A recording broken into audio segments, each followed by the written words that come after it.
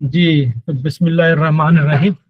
आज हम अपना 11th session 12 week diploma in climate journalism के सेकंड कोर्स का 11th सेशन हम शुरू कर रहे हैं। और इसमें हमें जो है ये सिमुलेशन एक्सरसाइज है क्लाइमेट बजट के हवाले से कि क्लाइमेट बजट अनाउंस हुआ है और उसके ऊपर अब न्यूज़ रूम स्ट्रेस टेस्ट जिसको कहते हैं, budget day and climate promises, उसके ऊपर हम बात करेंगे। हमारे पूरे पार्टिसिपेंट जो हैं वो उसमें अपना अपना रोल प्ले करेंगे और फाइनली फिर एक न्यूज़ के लिए digital media, print media, electronic media, social media, उसके लिए जो है न्यूज़ क्रिएट करेंगे और न्यूज़ प्रोडक्ट क्रिएट करेंगे और ये हमारा फाइनल आउटकम होगा। लेकिन उसमें न्यूज़ स्ट्रेस टेस्ट क्या है, इसका मकसद ये है कि आप 2 घंटे के अंदर अंदर ये सारा काम करना है, बगैर किसी मैस के, बगैर किसी ऐसे किसी प्रॉब्लम के कि कोई अपनी परफॉर्मेंस बेहतर ना कर सके या उसे कोई इशू आए। और इसमें बुनियादी ऑब्जेक्टिव ये होता है कि आप अपने जो फाइनेंस मिनिस्ट्री और क्लाइमेट मिनिस्ट्री के ऑफिशियल्स हैं जो वो बजट पेश करेंगे, उनसे ऐसे सवाल पूछें जिससे आपकी प्रोडक्ट बेहतरीन बने। ऐसे सवाल हरगिज ना पूछें कि वो जो है उनको कोई साबित करने की कोशिश करें आपके आपने बजट गलत बनाया, बल्कि ऑब्जेक्टिव ये होना चाहिए। हालांकि उसकी नेचर ऐसी लगेगी, लेकिन आपका ऑब्जेक्टिव ये हो कि आप फौरन से इनके बजट स्पीच सुनने के बाद अपने जहन में एक स्केच बना लेंगे कि आपको क्या बनाना है, क्या हाईलाइट करना है, कौन सा न्यूज़ एंगल लेकर आना है, और उस हिसाब से आपको लेके चलना होगा ताकि आपकी एक बेहतरीन प्रोडक्ट हो। और इसमें पहले इनको फाइनेंस ऑफिशियल और क्लाइमेट ऑफिशियल इनको जो है बजट स्पीच पेश करेंगे। उसके बाद फिर आप जो है इनसे जितने सवालात कर सकते हैं सवालात करते रहेंगे। उस दौरान आप जो है इन प्रोसेस प्रोडक्ट भी शेयर कर सकते हैं, लेकिन ये एक स्ट्रैटेजिकली बहुत अच्छा नहीं होता क्योंकि आपके जो दूसरे न्यूज़ रूम वाले हैं वो उसको देख सकते हैं। इसलिए बेहतर ये होगा आप अपनी प्रोडक्ट को फाइनल करें। फिर उसके बाद उस दौरान अगर आप दूसरी दफ़ा और कुछ सवाल पूछना चाहते हैं, जैसे इनसे किसी और न्यूज़ रूम के फर्द ने आप सवाल कर लिया और उससे कोई एक जवाब ऐसा दिया उसमें से नया सवाल निकल रहा है, तो आप हैंड रेस करते रहेंगे। उसमें हमारे जो वली भाई हैं वो उसमें से आपको मॉडरेट करते रहेंगे कि किसको पहले सवाल करना है, किसको नहीं करना है। आपके पास एक टेबल आ गया रोल एंड रिस्पॉन्सिबिलिटी का। तो हम जो है अब ये 2 घंटे अपने इसी स्ट्रेस टेस्ट में लगाएंगे। जितना भी स्ट्रेस और फाइनल आउटकम हमको निकालना है, और उसके लिए आप बेहतर ये आप बार बार वो टेबल जो है उसको देखते रहें। उसी हिसाब से आप दूसरे के सवाल को भी देखें कि दूसरा क्या सवाल कर रहा है और उसकी नेचर क्या है, उससे भी आपको हेल्प मिल सकती है। लेकिन ये सारा कलेक्टिव न्यूज़ कॉन्फ्रेंस के फौरन बाद आपको अपने डेस्क पे जाकर और अपनी जो है रिपोर्ट फाइल करनी होती है। ये इसके बेसिक जो है। तो अब हुमरान अफजल आप कुछ सवाल पूछ रहे, फजल हुमरान। जी सर, मैं ये बस ये था कि जो भी हमारा कंटेंट है वो बेसिकली हमने इसी ग्रुप के जो चैट सपोर्ट है उसमें शेयर कर दें एज अ फाइनल सबमिशन। हाँ, फाइनल सबमिशन बिल्कुल मुतमईन हो, लेकिन आप अपनी स्ट्रैटेजी डिस्कस करेंगे अपने ग्रुप के अंदर ठीक है, ताकि वो आपका हम जो नहीं कर। कंपेटिटर जो है ना वो देख सके। ठीक तो है जी। जी शुरू करते हैं। अब मैं इनवाइट करूंगा फाइनेंस मिनिस्ट्री के ऑफिशियल तस्वुर अली को और उनके साथ जो है सईद मेमन को कि वो बजट स्पीच पेश करें। डॉक्यूमेंट वही वाला है जो आपने लास्ट में शेयर किया था? हाँ, उसमें कोई चेंजेस नहीं आई हैं और भी आप सुन लेंगे थोड़ा सा। ओके, थैंक यू जी, थैंक यू सो मच। बिस्मिल्लाहिर्रहमानिर्रहीम। Thank you so much. मुआज़िज़ साफ़ी हज़रात, आज हम माली साल 2026 और 27 के लिए मौसमियाती तब्दीली से मुतल्लिक हुकूमती बजट के अहम तफ़सीलात आपके सामने पेश कर रहे हैं। बल्कि मैं उसको एक बहुत ही प्रोएक्टिवली आप सबको मुबारकबाद देना चाहूँगा कि हुकूमत ने ये बजट जो है उसमें 50% इजाफे के साथ, जो पिछले साल था उसमें 50% इजाफे के साथ मौसमियाती टैग शुदा अखराजात के मुकाबले में 50% इजाफा किया है।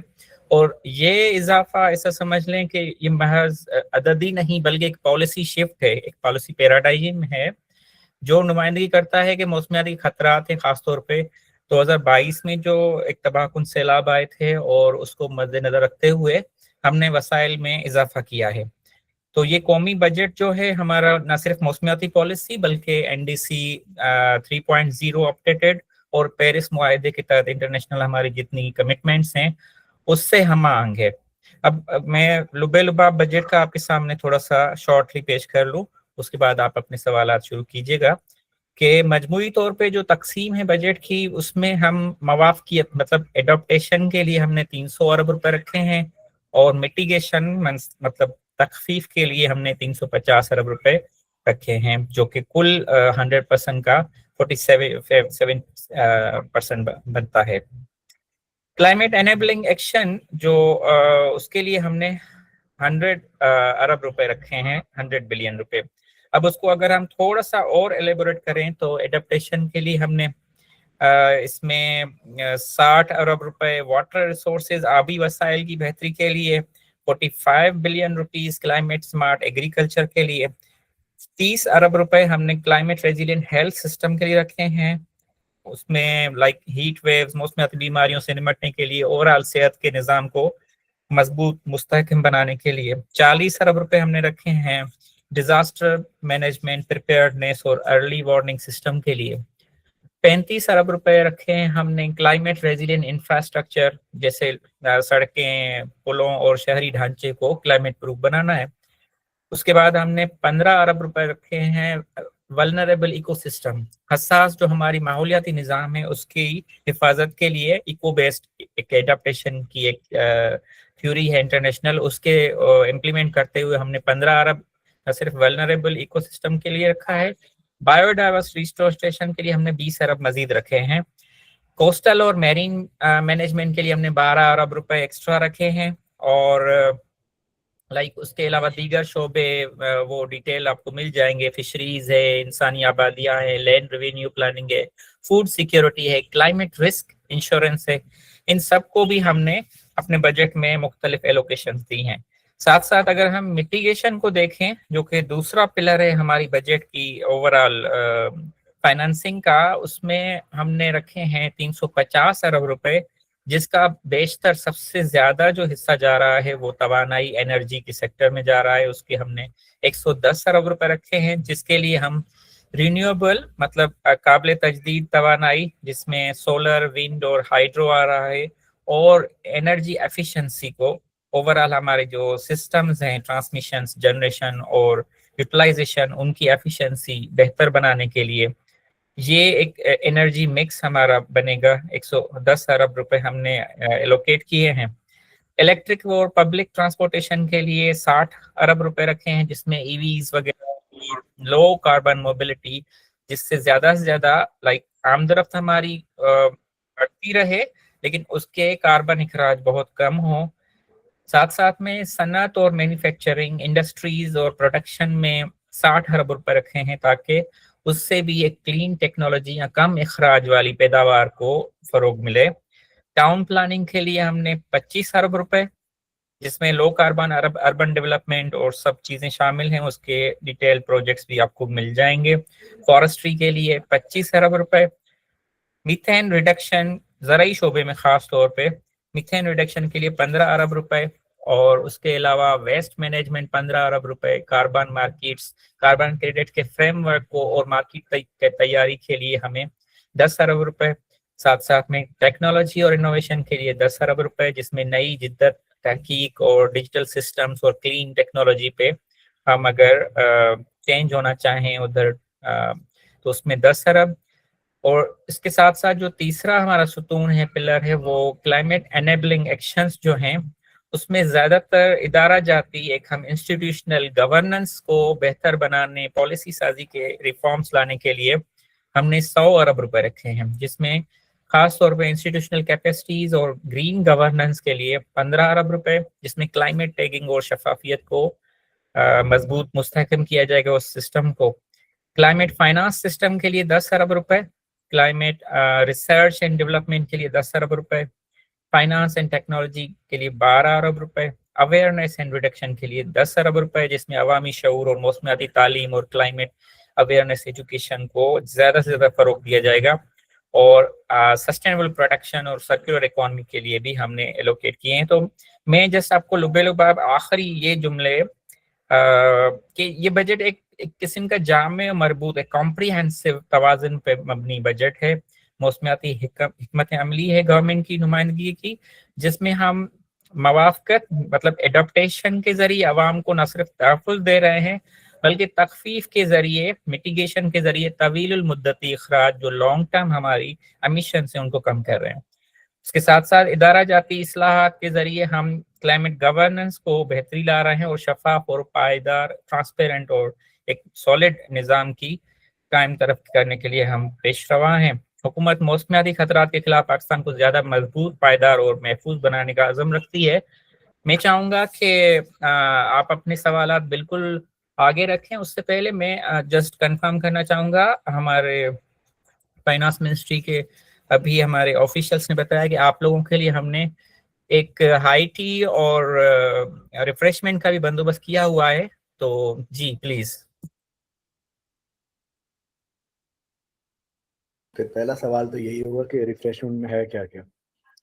रिफ्रेशमेंट में सर आपको जबरदस्त किस्म के आपके लिए समोसे हैं, पैटीज हैं, सैंडविचेस हैं। जो लोग कॉफी पसंद करते हैं, चाय पसंद करते हैं, आपको अच्छी सी एक हाई टी और रिफ्रेशमेंट हो जाएगी। ये मैं इंटरप्ट करूंगा इधर। देखें जी, ये लाइव जा रही है पूरी दुनिया में, प्रेस कॉन्फ्रेंस देखी जाए। नंबर 1 पे ये हो गया, ठीक है ना। और दूसरे नंबर पर सईद मेमन साहब, आपने अवेयरनेस और एजुकेशन में 10,000 बताया, अमाउंट 10,000। मेरे पास 8,000 लिखा हुआ है। इसका मतलब रिवाइज अभी बजट का डॉक्यूमेंट आप शेयर करेंगे? वही है, मेरे पास 8,000 लिखा हुआ है। नहीं सर, वो 8 है मेरे ख्याल में, वो मिक्सअप कहीं पे हो गया है तो। अच्छा नहीं, मैंने देखे इसमें जी 8,000 मिलियन 8,000 बिलियन। हाँ अच्छा, हाँ 8,000 बस, ठीक है। मैंने कहा ये फिर दोबारा शेयर करना पड़ेगा।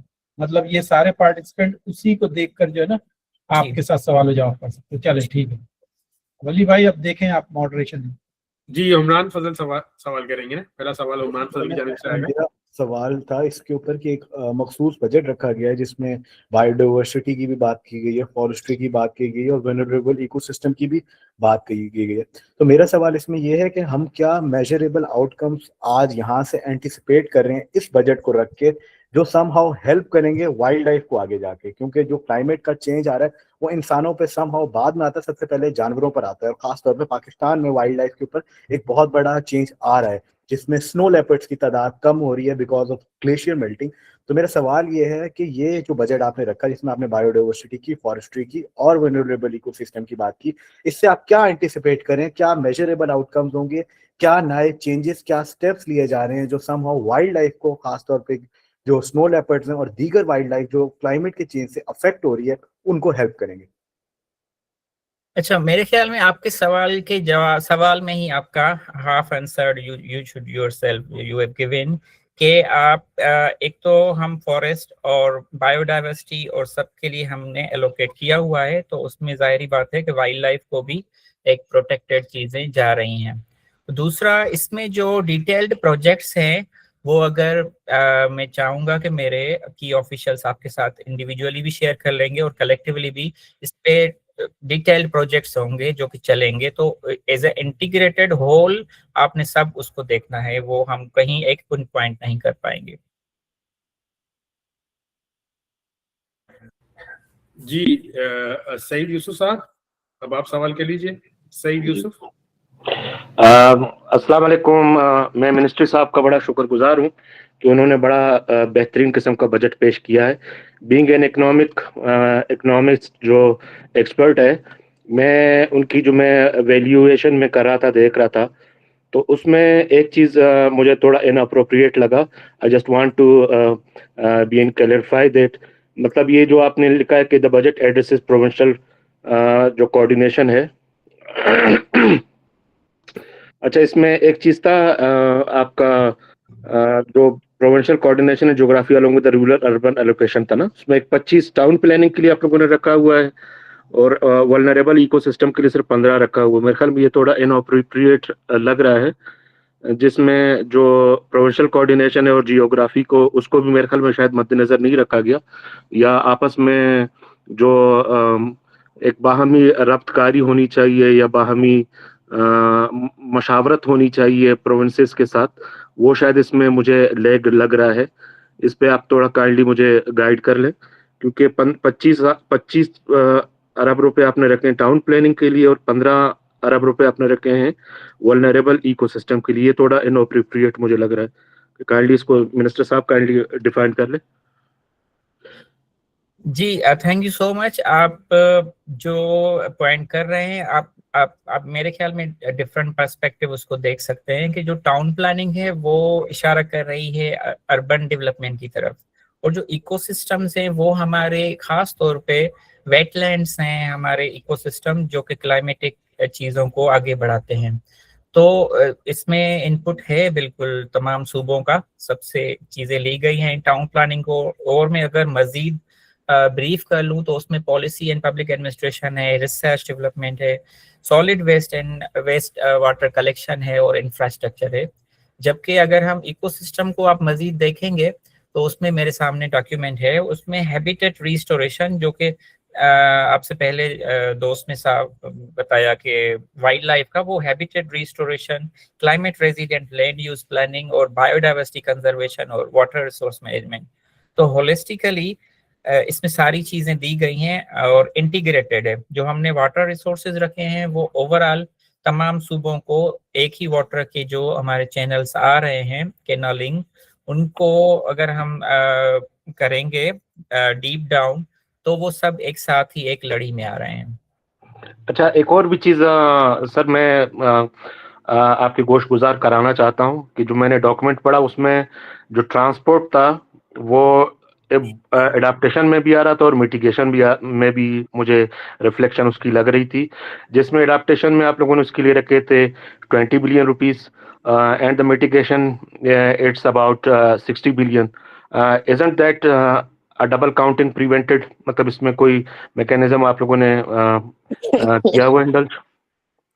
नहीं, ये डबल काउंट नहीं है। दो चीजें हैं देखने के, दो नजरिए। एक देखें कि ट्रांसपोर्ट जो हमने मिटिगेशन में रखा है उसमें ओवरऑल आप चीजें जो आपकी इस वक्त जनरल ट्रांसपोर्टेशन है जो कि ज्यादातर फॉसिल फ्यूल्स और जीएचजी एमिशंस का है, तो उसमें मिटिगेशन किस तरह हो सकती है, और जो उसमें एविएशंस भी हैं, रेलवे भी है, इनलैंड वाटरवेज ट्रांसपोर्ट एंड सारी चीजें हैं।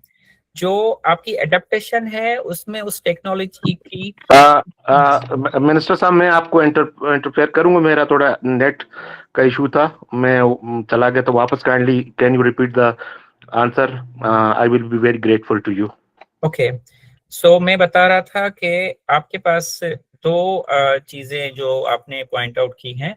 ट्रांसपोर्ट मिटिगेशन में जो अवेलेबल ट्रांसपोर्टेशन सिस्टम है, general transportation, research and development उसकी, उस पे अर्बन ट्रांसपोर्टेशन जिसमें एविएशन और रेलवेज भी इन्वॉल्व हैं, उसको हम फोकस कर रहे हैं कि वहाँ कार्बन एमिशन की मिटिगेशन उनकी कमी हो सके। जबकि जो ट्रांसपोर्टेशन हमने एडेप्टेशन में रखी है उसमें ट्रांसपोर्ट से मुंसलिक इंफ्रास्ट्रक्चर, जब हम लो कार्बन या नॉन रिन्यूएबल एनर्जी के इलेक्ट्रिक व्हीकल्स ला रहे हैं, तो उसमें ट्रांसपोर्ट इंफ्रास्ट्रक्चर का मतलब है जगह जगह आपके पास चार्जिंग स्टेशन हों, उसको इलेक्ट्रिक व्हीकल जितनी आ रही हैं उनसे सप्लाई चेन जितनी भी उसकी हो मुंसलिक वो हो सके। तो ट्रांसपोर्ट इंफ्रास्ट्रक्चर के लिए हम ये चीजें कर रहे हैं। चलें जी, एक मिनट मैं देखे, अब मैं एक पॉइंट बता दूं मैं कैसे मार्किंग कर रहा हूँ। उन्होंने सवाल किया आपसे कि वो ट्रांसपोर्टेशन मिटिगेशन में भी है, एडाप्टेशन में भी है, और आपने भी जो जवाब दिया उसमें ये बताया कि इधर ये काम है। हालांकि इसका सिंपल सवाल भी उनका ये बनना चाहिए था कि आपने एक क्रॉस कटिंग प्रोजेक्ट के नाम से हेड क्यों नहीं बनाया और उसमें वो वाले प्रोजेक्ट डाले जो कि एडाप्टेशन और मिटिगेशन को सपोर्ट करते हैं। और आपको भी इसी तरह का एक जवाब बनाना देना चाहिए था कि हमने इसको सेपरेट इस वजह से किए। मतलब आप ये कहते सईद मेमन के वैसे तो ये क्रॉस कटिंग सब्जेक्ट होते हैं, लेकिन हमने इनको सेपरेट इस वजह से किया है क्योंकि इसकी एलोकेशन के जो टारगेट्स एरियाज है वो बिल्कुल अलग है और इन दोनों को अलग अलग मिनिस्ट्रीज से हम लेकर चलना चाहेंगे। तो मैं ऐसी चीजें नोट कर रहा हूँ, ठीक है ना, बस मैंने ये पॉइंट आउट करना जी। Mohammad Musa, Mohammad Musa ji, thank you so much sir. Thank you मोहतरम सईद मेमन साहब, अच्छा लगा आपका बजट सुन के। तो मेरा एक छोटा सा सवाल ये है कि आपने ना यहाँ मैंने देखा है कि 3 जुदा सेक्टर हैं जो हमें फंडिंग कर रहे हैं, ठीक है? तो उस हवाले से मैं ये चाहूँगा कि जो इंटरनेशनल फंडिंग है, आपने मतलब कहा है कि ग्रीन क्लाइमेट फंडिंग हमें मिलेगी पाकिस्तान को, तो वो जो इंटरनेशनल पर्सपेक्टिव से मिलेगी वो हमें क्या एज ए कर्ज मिलेगी या हमें मतलब हम for the sake of climate change grant की जाएगी? थोड़ा सा इस चीज के बारे में आप रोशनी डालिए। मैं इस हवाले से चाहूँगा एक सेकंड तस्वर साहब से मैं थोड़ा कंफर्म करना चाहूँगा। सर एक सेकंड होल्ड कीजिएगा घर से।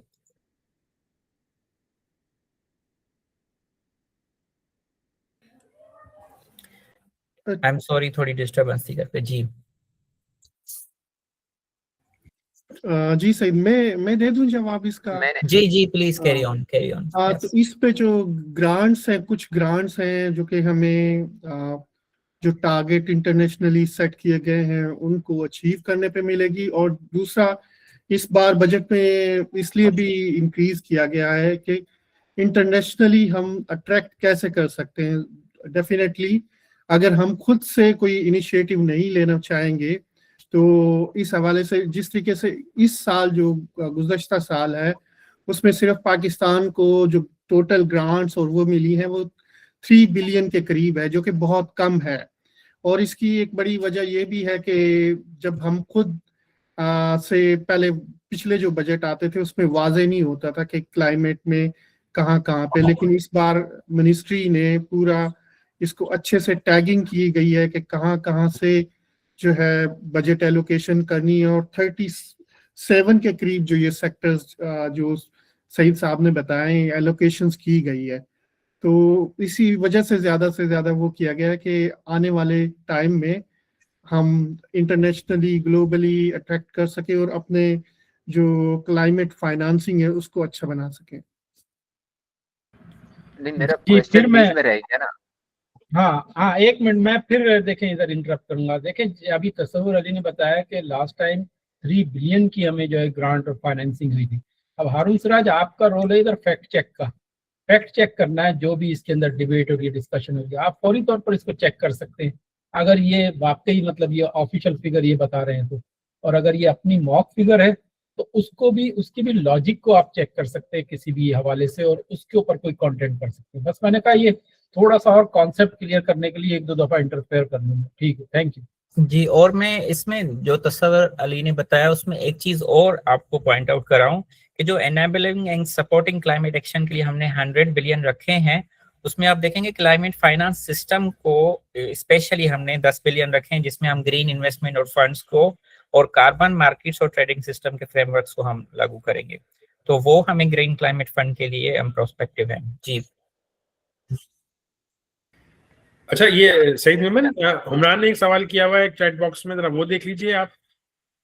हुमरान ने जो सवाल किया चैट बॉक्स में देखिए। जी मैं देखता हूँ। सर इसको मैं थोड़ा सा बेहतर और एक्सप्लेन भी कर सकता हूँ अगर आपकी इजाजत हो तो। जी प्लीज। सर ये मेरा एक पहले सवाल तो ये मैंने वहां पे लिख के भी भेजा है। दूसरा मैं ये भी पूछना चाह रहा हूँ कि इसमें और जो पहले हमने अर्बन प्लानिंग की, जो इससे पहले करते रह गए गुज़िश्ता सालों में, उनमें और इसमें ऐसा क्या फर्क होगा? और हमने यहाँ पे बात की कि ये लो इमिशंस को जाके लो करेगा, तो ये क्या हम ऐसा बेसिकली करने लगे? जैसे वहां पे हमने ड्रेनेज सिस्टम की भी गालिबन बात की हुई है, ऐसा क्या ड्रेनेज सिस्टम में नया चीज आई जाएगी? कूलिंग सिस्टम ऐसे क्या डिजाइन किए जाएंगे कि वो इसको बदलेगा, हमारे इमिशंस को कम करेगा, and that will be different from the previous year जो हमने अर्बन प्लानिंग टाउन प्लानिंग की? क्योंकि समहाउ टाउन प्लानिंग ही एक ऐसी चीज है जो गलत तरीके से की गई और वो ही क्लाइमेट को खराब कर रही है, क्योंकि हम अपनी ग्रीन स्पेसेस को कम किए जा रहे हैं, टाउन प्लानिंग को ज्यादा किए जा रहे हैं। और खास तौर पर इस साल जो फ्लड्स आए उसमें हमने ये देखा कि रिवर बैंक्स के अंदर भी टाउन्स बने हुए हैं। तो इस सब को आप किस तरीके से देखते हैं? देखें, आप थोड़ा सा उसमें अगर टाउन प्लानिंग को और ज्यादा गौर से देखें तो सॉलिड वेस्ट और वेस्ट वाटर कलेक्शन जो मैनेजमेंट है उस पे फोकस हमने रखा है, रिसर्च एंड डेवलपमेंट चीजों को, और इंफ्रास्ट्रक्चर जो इंफ्रास्ट्रक्चर खास तौर पे जस्ट लाइक आप जो बिल्डिंग कोड्स होते हैं उसमें या रोड सेक्टर में अर्बन प्लानिंग में जो चीजें कार्बन एमिशन से सबब बन रही हैं उस पे ज्यादा उसको मिटिगेट किया जा रहा है। टाउन प्लानिंग का ये लुबेलुबाब हुआ।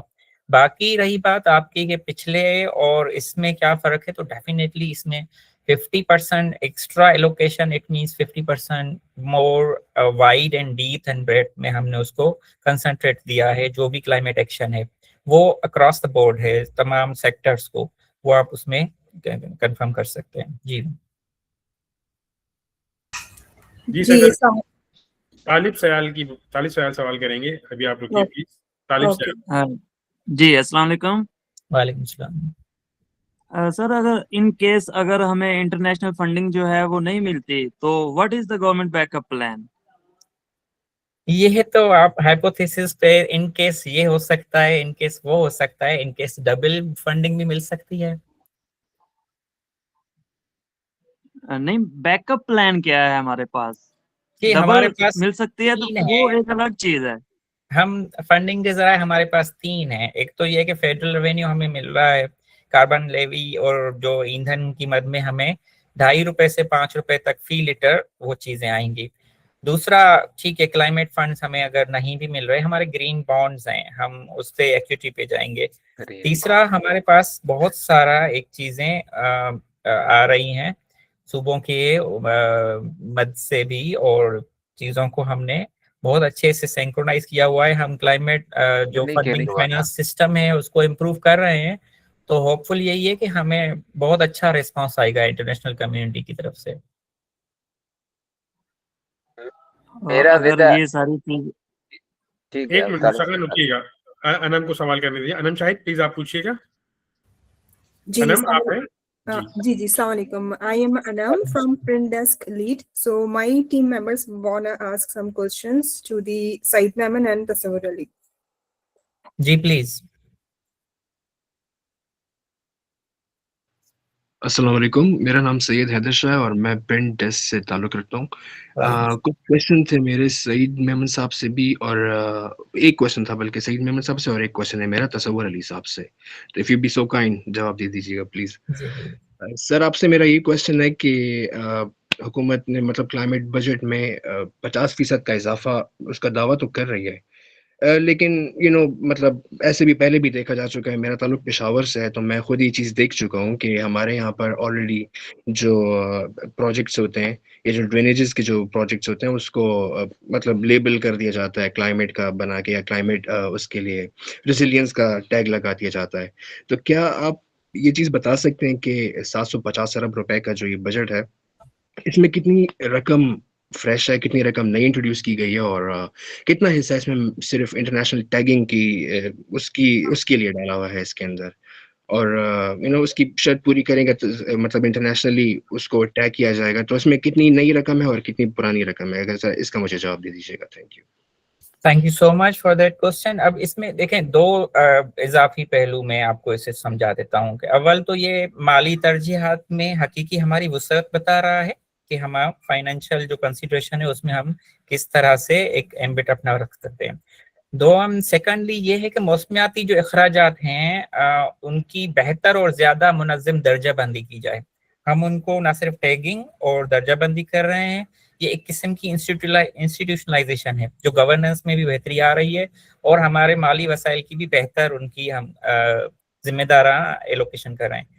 ये इसे समझ लें कि हमने ना सिर्फ मौसमियाती टैगिंग के निज़ाम को मजबूत बनाया है ताकि वो शफाफियत बढ़े, ट्रांसपेरेंसी और ओवरऑल, बल्कि एक किस्म को एक responsible use of your own resources भी हो सकता है कि फाइनेंशियली हम जितना भी स्ट्रेन हो सकें, लेकिन हम अल्टीमेटली जो इस वक्त एक्सट्रीम एक चीज जा रही है क्लाइमेट की, कि अगर हम क्लाइमेट को फोकस नहीं कर रहे तो 1 स्टेप फॉरवर्ड ऑन डेवलपमेंट, लेकिन हम 10 step backward on any kind of climate disasters पे चले जाते हैं।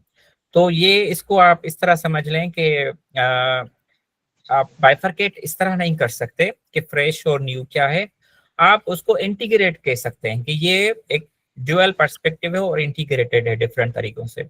या सर इसी से पे मेरा एक सवाल ये बन रहा है कि जब नई वो रकम है वो कितनी आपने इसके अंदर ऐड की है? मतलब पुरानी रकम आपने इंटीग्रेट का कहा, इंटीग्रेट का आपने लफ्ज़ इस्तेमाल किया, मतलब एक इसमें पहले से भी रकम मौजूदा थी और मौजूदा हुकूमत ने इसमें दोबारा मजीद पैसे डाले, वो रकम कितनी है सर? ज़रा ये बता दीजिए। मेरा ख्याल है आप इस बात को चेरिश करें कि हुकूमत ने 50% क्लाइमेट बजट में इजाफा किया है।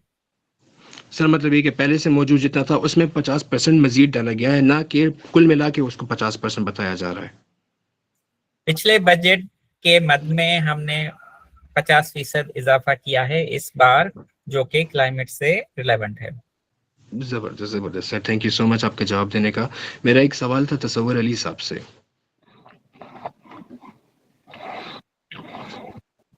जी please. Okay okay sir. Sir मेरा आपसे ये पूछना था, जैसे आपने फाइनेंसिंग का जिक्र किया तो उसमें एक चीज़ थी कि बजट प्रीव्यू के मुताबिक, जो ज़ाहिर है हमने पढ़ा उसकी कॉपी, उसमें कि आईएमएफ की कुछ सख्त शराइत हैं और उससे कुछ स्ट्रिक्ट वो होती है, फ्रेमवर्क होता है जिसके हिसाब से वो हुकूमत को बताता है कि यार आपने फंडिंग कहाँ पे करनी है और आपने कहाँ पे फंडिंग को रोकना है। तो एक तरफ आईएमएफ कहता है कि डेफिसिट कम किया जाए, इसके डेवलपमेंट बजट्स को कट किया जाए, और दूसरी तरफ 750 अरब रुपए का एक बड़ा सारा क्लाइमेट बजट पेश किया गया जो कि बहुत खुश आइंदा है। लेकिन ये कैसे जस्टिफाई करेंगे आप कि एक तरफ वो कट लगा रहा है लेकिन दूसरी तरफ आप लोग कह रहे हैं कि यार मतलब ये 750 अरब रुपए जो है तो ये क्लाइमेट डेवलपमेंट पर खर्च किए जाएंगे। इसका जवाब दे दीजिएगा सर, थैंक यू। अच्छा देखें तो आईएमएफ जब भी क्लाइमेट रिजिलियंट ग्रोथ की, डेफिनेटली पाकिस्तान में ग्रोथ इसी वजह से नहीं हो रही कि हमारी ऊपर सबसे ज्यादा यानी कि क्लाइमेट का जो दबाव है आप देखें कितना बढ़ रहा है। फसलें हर साल, बहुत सारी चीजें हमें इंपोर्ट करनी पड़ती है, तो वो सारी जो ज्यादातर पैसा वहां पे चला जाता है। तो क्लाइमेट के हवाले से जो कि पूरी ग्लोबली भी कमिटमेंट है, तो आईएमएफ उस पे वो नहीं है कि आईएमएफ ये नहीं करता कि भाई क्लाइमेट पे आप इतना ज्यादा क्यों। आईएमएफ का ज्यादातर जो होता है वो ये होता है कि आपके जो यानी कि कुछ ऐसे एक्सपेंडिचर्स हैं जैसे गवर्नेंस पे बहुत ज्यादा खर्च हो जाना, जिस तरीके से बहुत सारा पहले ऐसा होता था कि टूर्स होते थे, उन चीजों के ऊपर जो बजट है, या जिस तरीके से हमारी बहुत सारे ऐसे इदारे हैं जहाँ पे जो नॉन प्रॉफिट बन गए हैं, जहाँ से अर्निंग नहीं है लेकिन हम वहाँ पे खर्च करते हैं, उस हवाले से। लेकिन ये जो क्लाइमेट रेजिलियंस ग्रोथ के ऊपर आईएमएफ का एक बड़ा अच्छा वो है, तो इस पे आईएमएफ की यानी उसके पॉइंट्स को और उन चीजों को कंसीडर किया गया और उन्हीं के यानी कि ताउन के साथ हम ये बजट पेश कर रहे हैं। बहुत खुश बात की है सर आपने। एक छोटा सा क्वेश्चन आपसे और है मेरा, अगर ठीक है करें सर आप कर। मेरा सरवर साहब के साथ, सॉरी मैं इंटरप्ट कर रहा हूँ। आपने कहा कि जो आईएमएफ है वो उन चीजों पे मतलब हमें मना करता है जो आप कह रहे हैं कि आप गैर जरूरी खर्चातों में। जी बिल्कुल। तो उस हवाले से आपसे पूछना चाहते कि हम अभी ये फूड सिक्योरिटी में आपने 5 मिलियन का किया है और गवर्नमेंट के प्रोटोकॉल में आपने 15 बिलियन पे आई थिंक चले गए हो, 15 है या 10 है, let me correct my self. तो ये सरासर आप कह लें कि आईएमएफ के हवाले से भी कंट्राडिक्टरी स्टेटमेंट है और क्लाइमेट के रिगार्डिंग भी, मतलब या आम लोकल लोगों के लिए भी ये है, तो इसको आप कैसे जस्टिफाई करेंगे? मतलब वहाँ आपने डॉक्यूमेंटेशन में 15 डाल दिया है और यहाँ लोगों को फूड सिक्योरिटी के लिए 5 का किया है, मतलब 5 बिलियन तक का। तो अच्छा, इसमें आप जो वो है, इसमें आपकी थोड़ी सी जो मिसअंडरस्टैंडिंग ये है कि इंस्टीट्यूशनल कैपेसिटी वो ये नहीं है कि कोई गवर्नमेंट का प्रोटोकॉल नहीं है, उसमें जो चीजें हैं वो कैपेसिटी इन्हांसमेंट के जो जितने भी हमारी जो क्लाइमेट मिनिस्ट्रीज हैं दूसरे उनके में जो काम करने वाले हैं उनकी ट्रेनिंग्स उसमें है। और इंस्टीट्यूशनली क्योंकि हम आप देखते हैं कि अभी पाकिस्तान में मुख्तलिफ यानी कि सूबे हैं, इकाइयाँ हैं, तो उन सब की जो डेफिनेटली क्लाइमेट के हवाले से उनकी कैपेसिटी बिल्डअप करने के लिए ये सब रखा गया है। ये वो नहीं है कि जो किसी भी सिक्योरिटी प्रोटोकॉल वगैरह और उस चीज के लिए रखा गया। और दूसरा इसमें आपका जो था, तो इसमें ये बहुत जिस तरीके से कुछ चीजें आपको लगता है ये डबलिंग, लेकिन कुछ अडॉप्टेशन और मिटिगेशन में जो चीजें रखी गई हैं तो वो कुछ चीजें लिंक कर रही हैं एक दूसरे से। जी सर एक मिनट सईद मेमन, ये एमके न्यूज का सवाल है चैट बॉक्स में, पहले पुराना वो देख लीजिएगा प्लीज। एमके न्यूज का। अच्छा हाँ, एमके न्यूज का सवाल देख ले चैट बॉक्स में। अच्छा वली भाई देखे, कोई अगर सवाल करके सप्लीमेंट्री क्वेश्चन करना चाह रहा है ना तो उसको फौरन करने दे, क्योंकि बाद में वो भूल जाएगा। मैंने देखा था तालिब सियाल ने उस वक्त कोशिश की थी सप्लीमेंट्री क्वेश्चन की, लेकिन वो शायद दूसरे को आपने मौका दे दिया था, तो वो अब दोबारा से उनका हैंड रेज है। तो ये आप जहन में रखा करें कि वो बोलने की दोबारा कोशिश करें ना, फौरन उसको कहें हाँ जी और कोई सवाल बाकी आपका सप्लीमेंट्री वो करना। जी ठीक। सर, इससे रिलेटेड अभी जो सर ने बात की तसव्वुर साहब ने, तो कि ये जो प्रोटोकॉल वाली उसने कहा है कि नहीं ये प्रोटोकॉल के लिए नहीं है, तो उसमें सर एक चीज़ है जो मैं यहाँ पे वाज़ेह तौर पे करना चाह रहा हूँ। Institutional capacity and green governance की उसने बात की कि गवर्नमेंट प्रोटोकॉल नहीं है, ये उसकी कैपेसिटी बिल्डिंग और उन चीज़ों के हैं। लेकिन जब तक हम ये पढ़ रहे थे मुझे लगता है कि सबसे पहले क्लाइमेट अवेयरनेस एंड एजुकेशन जो है उसके लिए आपने बजट कम रखा है 8 बिलियन, और इंस्टीट्यूशनल कैपेसिटी के लिए आपने और ग्रीन गवर्नेंस के लिए आपने 15 बिलियन रखा है। तो मैं ये समझता हूँ कि सबसे पहले तो पाकिस्तान में लोगों के पास अवेयरनेस नहीं है और उसकी एजुकेशन ही नहीं है क्लाइमेट की ना। तो सबसे पहले आप एजुकेशन लें और उसके बाद उनकी कैपेसिटी बिल्डिंग और इंस्टीट्यूशनल जो आपके इदारे हैं उनकी कैपेसिटी बिल्डिंग करें। अगर ये थोड़ी सी आप अवेयरनेस और एजुकेशन पे ज़्यादा फोकस करते तो ये थोड़ा सा अच्छा होता, और इस पे अगर कम करते इसको ज़रा आप जो है ना अपने उसमें वाज़ेह तौर पर बता दें कि इसके लिए आपने ज़्यादा क्यों रखा है। मुझे जो लगता है कि आपको अवेयरनेस के लिए बजट ज़्यादा करना चाहिए था, इंस्टीट्यूशनल कैपेसिटी बाद में आती है। Thank you. अच्छा, मैं फिर आ रहा हूँ बीच में। देखें मोहम्मद सुल्तान साहब, एक तो वली भाई आपको नंबर नजर आ रहे हैं इनके क्वेश्चन जो हैंड रेस किए हुए? जी सर, नहीं बिल्कुल आ रहे? मैंने नहीं हाँ, बिल्कुल आ रहे हैं ये नंबर 4 जी, पे थे, चले ना, ठीक है ना, आपको ये मॉडरेट करना होगा। दूसरे नंबर पर मोहम्मद सुल्तान साहब, आप इकोनॉमिस्ट है ना? आप इकोनॉमिस्ट है? नहीं सर, मैं मॉडरेटर था उसका, न्यूज रूम का ना। अच्छा, न्यूज रूम के मॉडरेटर, चले ठीक है, मैं समझा जी इकोनॉमिक, सर। क्योंकि ये इकोनॉमिस्ट का सवाल नहीं नहीं नहीं बनता नहीं था। ठीक है, आप मॉडरेटर है ना, नहीं बस सही नहीं। है। जी हाँ जी, ठीक है सवाल सर, का ओके जवाब थैंक यू दीजिए सर। जी।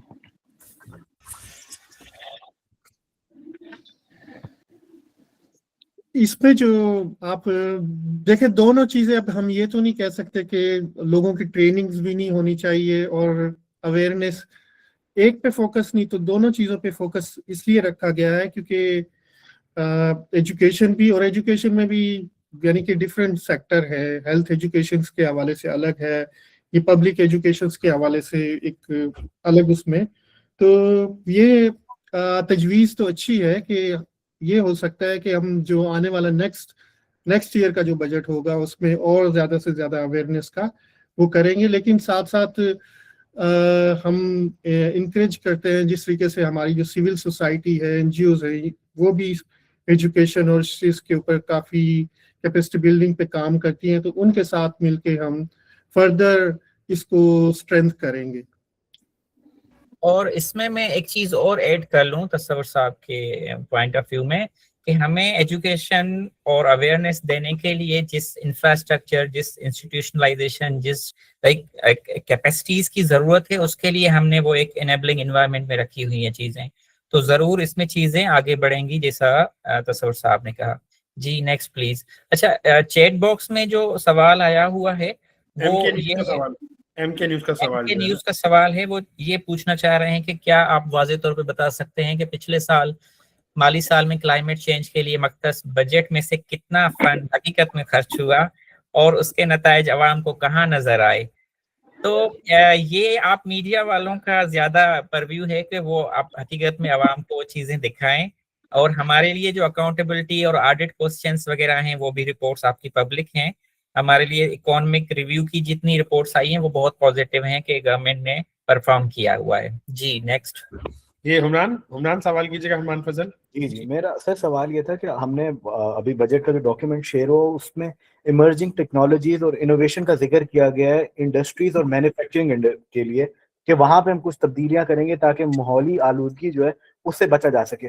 लेकिन और वहां पे एक बजट भी दिया गया, लेकिन आगे वहां पे वाजे नहीं है कि क्या तब्दीलियां की जा रही हैं, क्या इनिशिएटिव लिए जा रहे हैं, क्या ऐसी चीजें नई लाई जा रही हैं जो इसको रोकेगी, हवाई आलूदगी को भी रोकेगी जो फैक्ट्रियों से आ रहा है, और इंडस्ट्रीज को समहाउ हेल्प करेगी इन क्लाइमेट रेजिलिएंट बनने के लिए। ये थोड़ा सा वाजे कर दें कि क्या डिटेल्ड प्रोजेक्ट्स जो हैं वो बजट बुक में पेश किए गए हैं। वो डिटेल उसमें आप देख लीजिएगा कि कौन कौन से प्लान हैं। वो बहुत ही एक डिटेल्ड डॉक्यूमेंट है।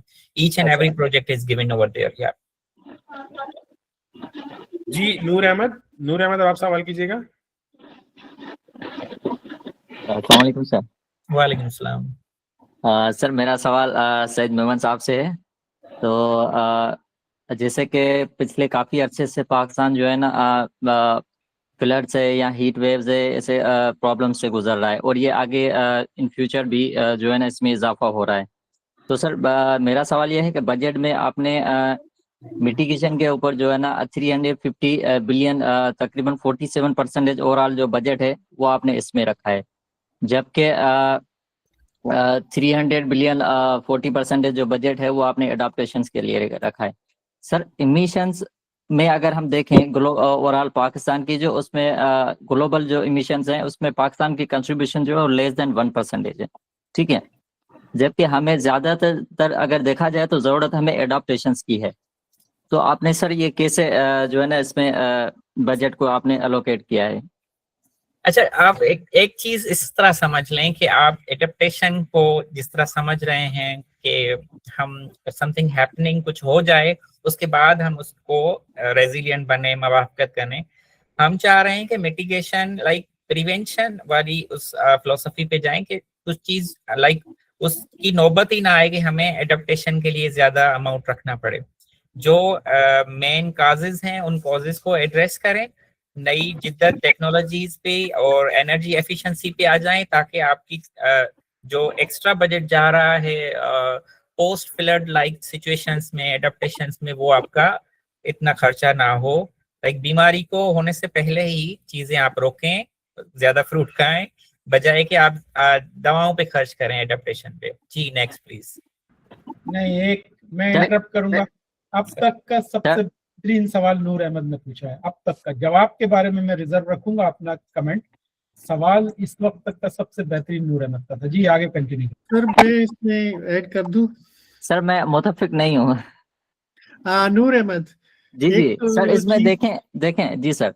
नूर अहमद जी सर आप बताएं। जो मिटिगेशन, ये बहुत इंपॉर्टेंट क्वेश्चन है फाइनेंसिंग के हवाले से, क्योंकि जो मिटिगेशन है इस पे ग्लोबली फाइनेंसिंग अच्छी होती है नंबर 1 पे, क्योंकि हमने इस बार बजट इसलिए भी दिखाना है वर्ल्ड को कि हम खुद से भी जो है ना मिटिगेशन करना चाह रहे हैं। और हमने सितंबर में एक यानी कि सर्कुलर जारी किया जिसमें हमने ये कहा कि पाकिस्तान को जो फंडिंग की ज़रूरत है वो 365 बिलियन की ज़रूरत है, कि जो ग्लोबली अगर हमें कोई वर्ल्ड में फंडिंग हो तो वो हम मिटिगेशंस इसलिए भी इस बार ज़्यादा रखा कि हमें मिटिगेशंस पे फंडिंग मिले, क्योंकि हमें बहुत कम फंडिंग मिली है। 3 बिलियन के करीब, जैसे मैंने पहले बताया, फंडिंग मिली है। और जो इस बार जो बजट है उसमें मिटिगेशन इसीलिए ज़्यादा रखा गया है कि क्योंकि ग्लोबली मिटिगेशन पे फंडिंग ज़्यादा होती है। एक और हिंट दूंगा मैं, एक हिंट दूंगा फौरी तौर पे, फिर निकल जाऊंगा मैं। इस सवाल ने एडवर्स न्यूज नहीं, आप तीनों न्यूज रूम से कहूंगा एडवर्स लीड दे दी आपको। वो मैं आखिर में बता दूंगा जब आप सबमिट कर देंगे ना डॉक्यूमेंट के, इसकी एडवर्स लीड क्या है, और वो भी उम्मत अखबार की बता दूंगा। चलें। अच्छा, मैं इसमें एक चीज और ऐड कर लूं जो तसव्वुर साहब ने बताया कि लाइक इसको मिटिगेशन और एडाप्टेशन की जो एलोकेशन है उसको हम इस तरह भी देख सकते हैं कि हमने एक फौरी तहफ़्फ़ुज़ और मुस्तकबिल की पायदारी दोनों को मद्देनजर रखा हुआ है। उसमें एक में 3 बिलियन, दूसरे में 3.5, जो 300, और दूसरे में 350। उसमें होता यह है कि मवाफ़कत के लिए फॉर सपोज अगर 300 अरब रुपए मख्तस किए गए हैं, जो कि बहुत बड़ी रकम है, ताहम तवानाई की मुंतकली और इखराज में जो कमी होती है उससे तवील मुद्दती जो हमारी माली या मौसमियाती खतरात हैं वो टल सकते हैं, वो कम हो सकते हैं। लॉन्ग टर्म जो इम्पैक्ट है उनमें कमी हो जाती है।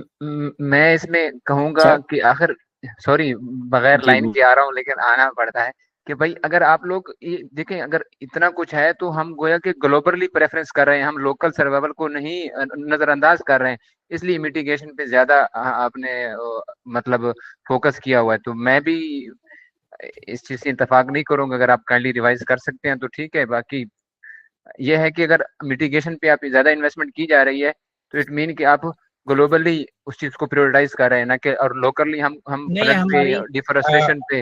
आई गॉट योर पॉइंट कि इसमें जो ग्लोबली प्रेफरेंसेस की बात हुई उसको आप इस पैराए में देखें। जो लोकली हमारे यहाँ फ्लड्स हो रहे हैं उनकी एडाप्टेशन और मिटिगेशन हमारी लोकली इम्प्लीमेंटेशन की बात हो रही है। एक जो भले एक थिंकिंग ग्लोबली लेकिन एक लोकली, तो हम एक लोकली ही कर रहे हैं। शायद कह सकता हूँ। ठीक है। नाउ मोहम्मद सुल्तान प्लीज, अब आप सवाल कीजिएगा। मोहम्मद सुल्तान। नूर अहमद का सर नंबर मैंने 1 वो क्यों लगा क्वेश्चन हुआ किया था उस टाइम ना उसका। हाँ, नूर अहमद नूर सवाल अहमद भाई हैंड डाउन कर लें जी जिनके होते हैं सवाल। जी सर, मैं हैंड डाउन करता हूँ सर। 1 मिनट के लिए मैं थोड़ा सा इंटरप्ट कर रहा हूँ सर। काइंडली आपने मैसेज भी किया था, बहुत शुक्रिया सर आपका। आपने मेरी खैरियत पूछी, क्योंकि लास्ट टेस्ट और लास्ट क्लासेस में अटेंड नहीं कर सका, कुछ प्रॉब्लम्स थी जिसकी वजह से। Thank you sir.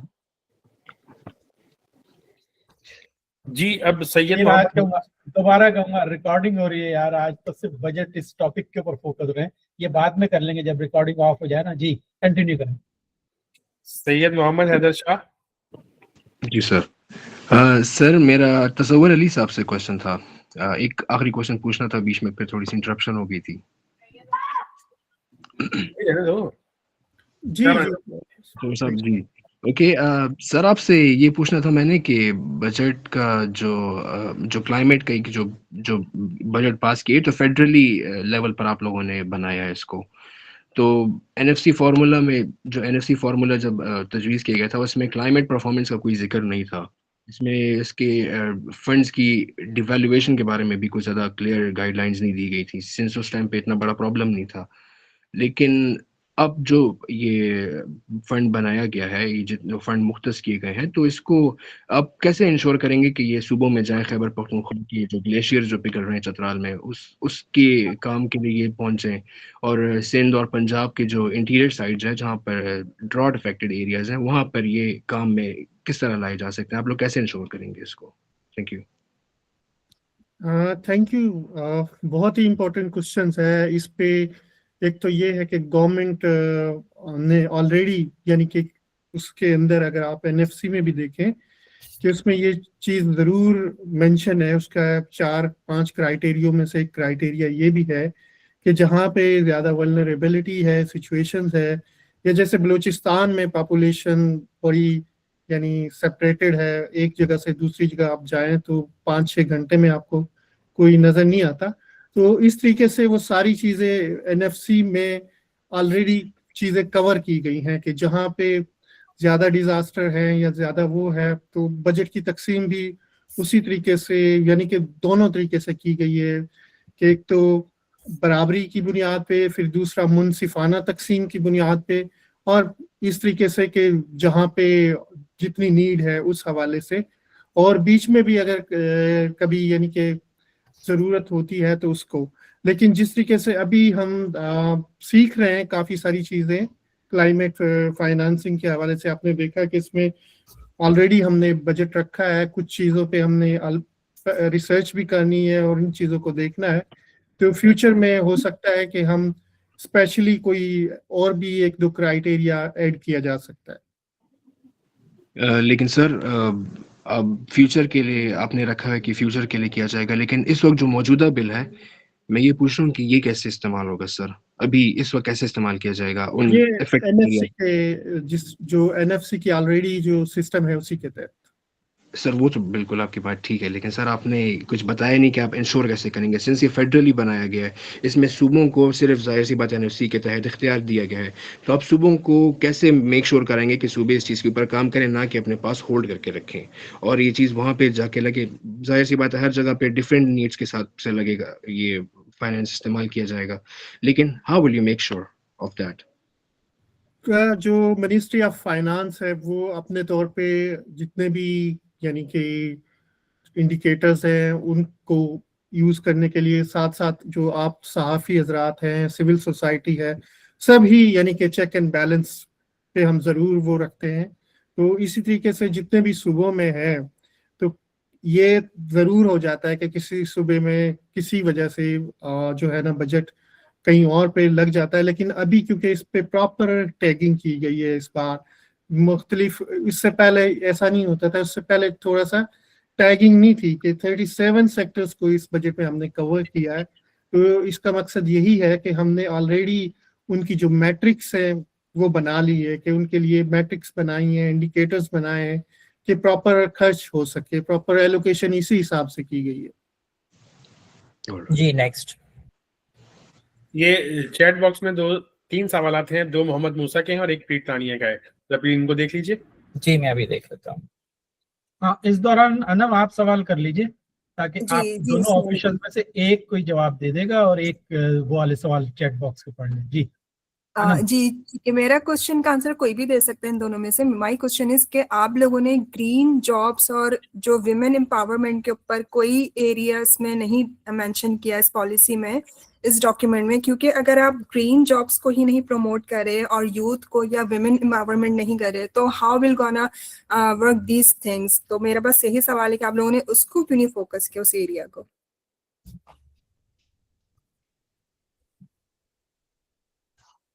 मैं इसका जवाब दे दूं तसव्वुर साहब? जी जी, आप दे दे सर। अच्छा देखें, जो बड़े सिस्टमेटिक जो स्टेप्स होते हैं, जैसे लाइक सैलाबी तहफ़्फ़ुज़ है, मौसमियाती स्मार्ट एक क्लाइमेट एग्रीकल्चर है, और जो हेल्थ सिस्टम है उसकी जो मजबूती होती है वो बराह रास्त आवाम को फायदा देती है। ठीक है, एक तो ये है कि वो बराह रास्त आवाम में सभी तबकात कमजोर आ जाते हैं, वेमेन या जो भी उसमें आप बता रही हैं। तो कम्युनिटी सतह पे जितने भी वो असरात हैं, न सिर्फ वो लाइक एक मुंतकली होती है फाइनेंशियल उन चीज़ों की ओवरऑल सिस्टमेटिक, बल्कि एक मौसर निज़ाम साजी भी उसमें हो जाती है हमारी। और जो आप कह रहे हैं ग्रीन जॉब्स की, तो उसमें बिल्कुल हमारे प्रोजेक्ट्स रखे हुए हैं, उनकी डिटेल्स वगैरह बजट बुक में अवेलेबल है। मैं अगर उसमें आपको एक हाईलाइटेड कर लूँ, एक जो एडमिनिस्ट्रेटिव में एक सेकेंड, मेरे सामने पेजेस हैं कुछ जिसको मैं क्लियर कर देता हूँ। जी आप कुछ कह रहे थे तसव्वुर साहब, इसमें ऐड करना था? जी जी, इसमें एक सर्कुलर इकोनॉमी पे जो हमने बजट रखा है, उसमें ग्रीन जॉब्स का और ग्रीन सर्कुलर डिजाइन इनोवेशंस और इन चीज़ों पे भी वो किया है। और साथ साथ हेल्थ में जो सोशल सर्विसेज हैं उसमें फीमेल के लिए इंश्योरेंस वगैरह और इन चीज़ों का भी हो सकता है। नहीं, मैं इंटरप्ट करूंगा इधर। वैसे तो तसव्वुर और सईद मेमन आपके ऊपर इंतहा से ज्यादा लोड है, मैं सलाम करूंगा आपके नर्व्स को, लेकिन ये सवाल ऐसा है, इस पे इस तरह नहीं कर सकते आप। वुमेन एम्पावरमेंट को अलग हेड नहीं देने को जस्टिफाई करना होगा। उनकी तो लीड बन रही है, लीड तो नहीं, सेकंड लीड बन रही है, लेकिन आप और किसी तरह से इसको जस्टिफाई करें।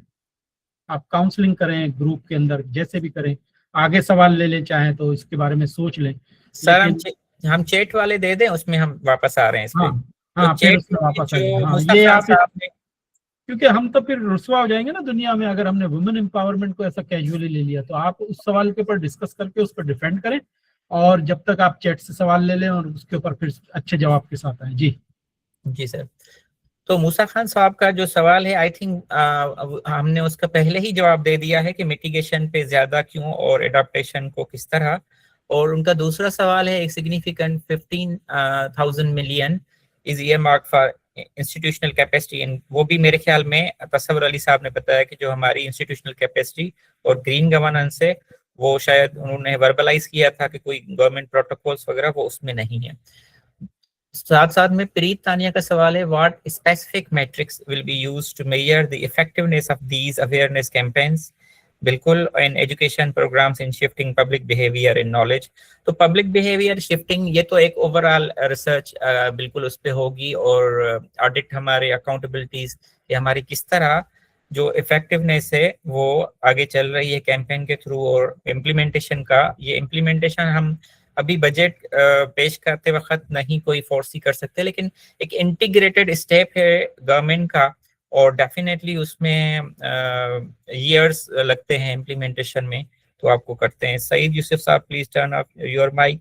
उसके बाद प्रीत तानिया का दूसरा सवाल है, क्लाइमेट एजुकेशन को स्कूल्स के करिकुलम में शामिल करने के लिए क्या फ्रेमवर्क तैयार है। वो स्कूल्स और एजुकेशन और अवेयरनेस का सवाल हमने एड्रेस कर लिया है, बिल्कुल उसके लिए हमने अलग से मेरे ख्याल में 8 बिलियन हमने रखे हुए हैं, सर ने करेक्टिफाई किया था।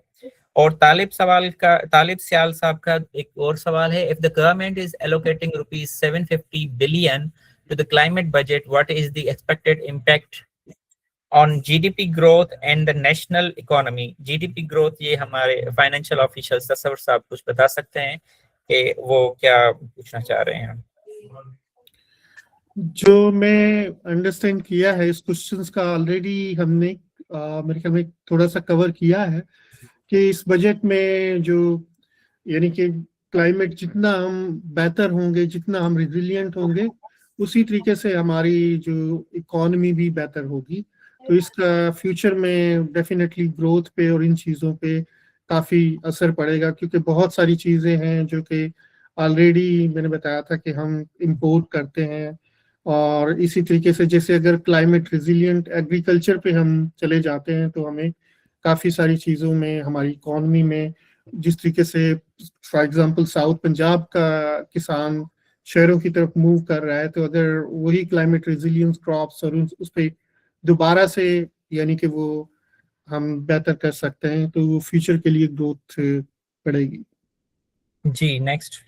मेरा क्वेश्चन मैं कर सकता हूँ? सॉरी जी नूर साहब। मोहम्मद मूसा, मैं मूसा साहब। डिजिटल एक्सप्लेनर या इन्वेस्टिगेटर के सेंस में आपसे ये मोहतरम उससे करूंगा, सईद यूसुफ साहब आपसे करूंगा। आई थिंक आप क्लाइमेट को डील कर रहे हैं और किसी हद तक तसव्वुर साहब आप भी मेरे क्वेश्चन। मूसा साहब 1 मिनट ठहरिएगा, नंबर जो क्यू में है ना उस हिसाब से चलेंगे। आपका 6 नंबर था, चलें अब आप पूछ लें अभी, फिर उसके बाद हम जो है ना वही जैसे कॉल करेंगे वैसे जल्दी से पूछ ले चलें। तो मेरा क्वेश्चन ये है कि आप लोगों ने वहाँ ये कार्बन लेवीज आवाम पे इम्प्लीमेंट की हुई 2.5 से 5 रुपीज पर लीटर के हिसाब से, ठीक है, और आपका हमारा जो बजट है वो 750 बिलियन का है। तो ये इन्फ्लेशन को इंक्रीज नहीं करेगा? क्योंकि ऑलरेडी फ्यूल की प्राइस मैक्सिमम है, फूड वगैरह की भी और ट्रांसपोर्टेशन की भी और लिविंग एक्सपेंस वगैरह हैं। तो इसमें ले दे कि इस बजट में मतलब एट द एंड आवाम ही जाके पिसेगी, तो ये इकोनॉमिकली प्रेशर इस पे नहीं आ जाएगा? मतलब तो वैसे इसको आप अगर या तो एक्सप्लेन कर दें और या फिर इसको शायद के थोड़ा सा रसानी की जरूरत होगी। मेरे ख्याल में इसको देखने का ये पर्सपेक्टिव है कि ये एक्स्ट्रा कोई लेवी नहीं है, एक्स्ट्रा टैक्स नहीं है, ये ऑलरेडी फ्यूल में हमें मौसूल होती हैं, उनको हमने जो है वो आपके लिए एलेबोरेट किया है चीजों को कि हमारी फंडिंग रिसोर्सेज कैसे आ रहे हैं। हम तो मतलब फंडिंग पेट्रोल की प्राइसेस नहीं बढ़ा रहे, फ्यूल के प्राइसेस नहीं बढ़ रहे। तो फिर इसमें आप अगर फंडिंग का है तो फिर आप मतलब प्रीवियस चीजों को भी करंट उसमें ऐड कर रहे हो ना अपने बजट में, तो ये भी कंट्राडिक्टरी है थोड़ा सा। नहीं, प्रीवियस को ऐड नहीं है, उसको हमने एम्पलीफाई किया हुआ है, शॉर्पेन या रिफॉर्म किया हुआ है towards the carbon action. Got my point कि अगर पहले चीजें डिफरेंट सिम्प में जा रही थी, अभी हमने सिम्प दुरुस्त की है। अच्छा भाई, एक पॉइंट मैं बताऊं सईद मेमन और तसव्वुर अली, आपके पास ये एक्सपर्ट कमेटी जो है ना, ये सिर्फ आपसे सवाल पूछने के लिए नहीं है, बल्कि इंतहाई जो इकोनॉमिक्स के, फाइनेंस के जो टेक्निकल टॉपिक है ना, आप वो वाले सवाल इनकी तरफ रेफर भी कर सकते हैं, जिसपे एक इम्पार्शियल या न्यूट्रल जवाब बनता हो ना। जैसे लेवी वाला सवाल है ना, इसके ऊपर भी उनकी तरफ आप जो है ना पास ऑन कर सकते थे कि ये लेवी लगाने से जो अल्टीमेटली क्या इन्फ्लेशन बढ़ेगा या फिर जो है कंट्रोल होगा ये कंजम्पशन जो है ना पेट्रोल का। असल में ये बुनियादी मकसद था उनका। तो ये आप कर सकते हैं आप दोनों।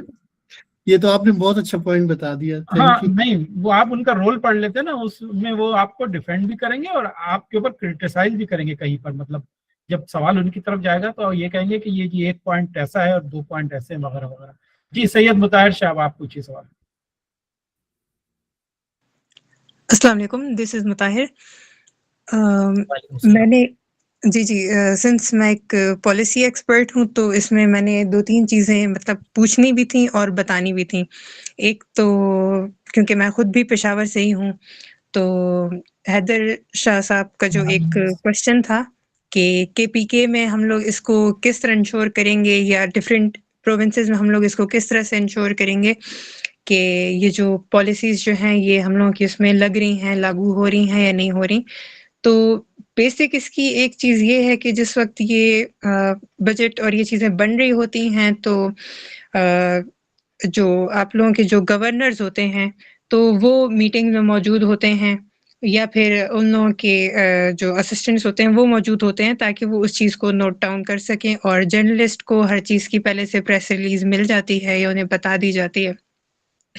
दूसरा ये कि जो आप लोगों के जो चीफ मिनिस्टर्स होते हैं उन लोगों को बताया जाता है, उन लोगों से कहा जाता है कि आप इस चीज़ को इंश्योर करें कि ये चीज़ कैसे चल रही है और आप इसके बारे में बताएं।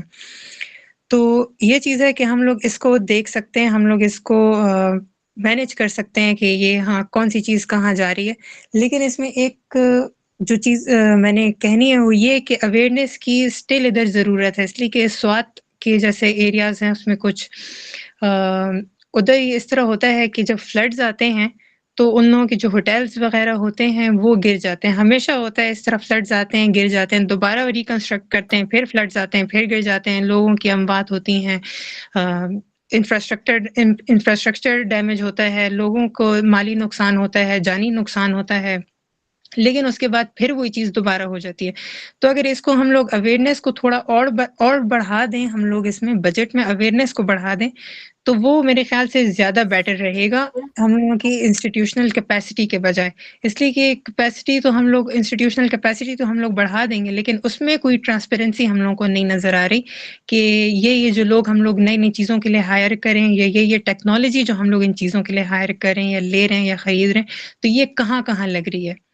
इसलिए कि अगर तो देखा जाए तो हम लोग उसके बारे में हम लोग कोई लोग नहीं जानते कि ये जो हम लोग नए लोग हायर कर रहे हैं या नई टेक्नोलॉजी हम लोग ले रहे हैं, तो ये कहाँ लगेगी, क्यों लग रही है, किस तरह लग रही है।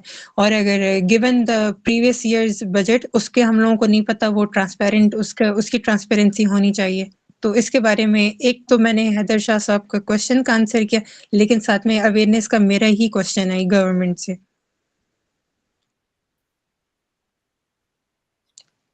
मेरे ख्याल में मैं ही रिप्लाई कर लेता हूँ तसव्वुर साहब। जितना, क्योंकि ओवरऑल आपका कमेंट था तो उसमें इन बिटवीन आपके क्वेश्चन मेरे ख्याल में रिपीट ही है कि हम अवेयरनेस के लिए 8 बिलियन रख चुके हैं। उसमें न सिर्फ अवेयरनेस रेजिंग है, एजुकेशन है और फोकस्ड है। दूसरा ये कि ओवरऑल जो हमारा सोशल बजट रखा गया है ना सोशल सेक्टर के लिए, वो भी एक काइंड ऑफ अवेयरनेस है। वो सोशल सेक्टर, हेल्थ हो, सर्विसेज हो, ग्रीन हेल्थ प्रैक्टिसेस हों, जैसे जैसे चीजें आहिस्ता आहिस्ता होंगी, सर्कुलर इकोनॉमी है, तो definitely it's kind of awareness. और हम मेरे ख्याल में इसको इसी पर्सपेक्टिव में देख सकते हैं कि इंस्टीट्यूशनलाइजेशन या गवर्नमेंट फ्रेमवर्क्स जरूरी होते हैं ताकि आपको चीज़ों की सर्विसेज डिलीवरी बेहतर हो। उसमें एक सस्टेनेबिलिटी इसी में है कि बेबी स्टेप्स से चीज़ें आगे चलें, और अवेयरनेस की सोसाइटी में बिल्कुल ज़रूरत है। साथ साथ में एडेप्टेशन और मिटिगेशन की भी है, ताकि हम आफत से भी बचा रह सकें और उसकी कोई अखराज भी ज़्यादा ना हो। जी नेक्स्ट प्लीज़। जुनैद कैसा? जुनैद सवाल कीजिएगा प्लीज। जी अस्सलाम वालेकुम। बजट में क्लेम किया गया है कि इस दफा इंक्रीज है 50%।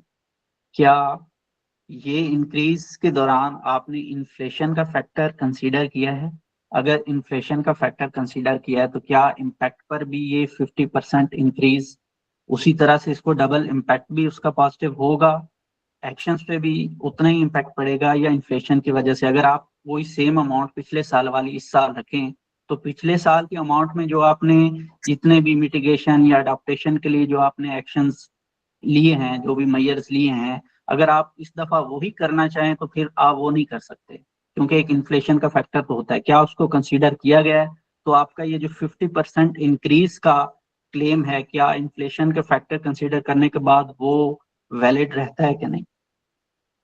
जी, हमारे इकोनॉमिक एक्सपर्ट आपको ज्यादा बता सकते हैं इन्फ्लेशन का, प्लीज।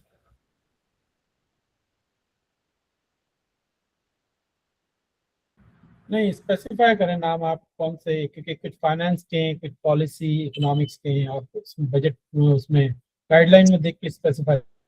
सर मेरे सामने एक सेकंड में डॉक्यूमेंट को दोबारा ओपन करता हूं, और मैं आपने जो रोल्स एंड रेस्पॉन्सिबिलिटीज दी हुई है मैट्रिक्स, उसमें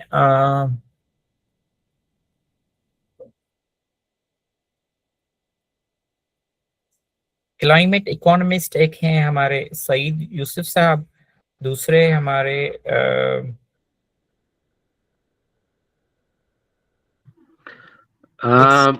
जी सईद साहब, जी सईद यूसुफ बात कर रहा हूँ। सर ने, जुनैद साहब ने कच्चा क्वेश्चन उठाया था इन्फ्लेशन के हवाले से।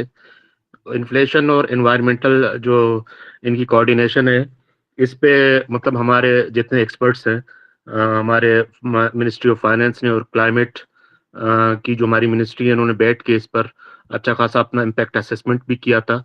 वो इस तरह के डॉक्यूमेंट्स हैं कि उनको शेयर नहीं कर सकते क्योंकि उनके अंडरस्टैंडिंग लेवल में मसला हो सकता है। जुनैद साहब के साथ मैं ये शेयर कर रहा हूँ, मैं थोड़ा डिफेंड करने की पोजीशन में हूँ चीज़ों को। सईद साहब ने जो बजट पेश किए थे, इट इज़ वेरी गुड। तो इसमें जो इन्फ्लेशन है, इन्फ्लेशन वैसे हम जानते हैं कि एनवायरनमेंट के साथ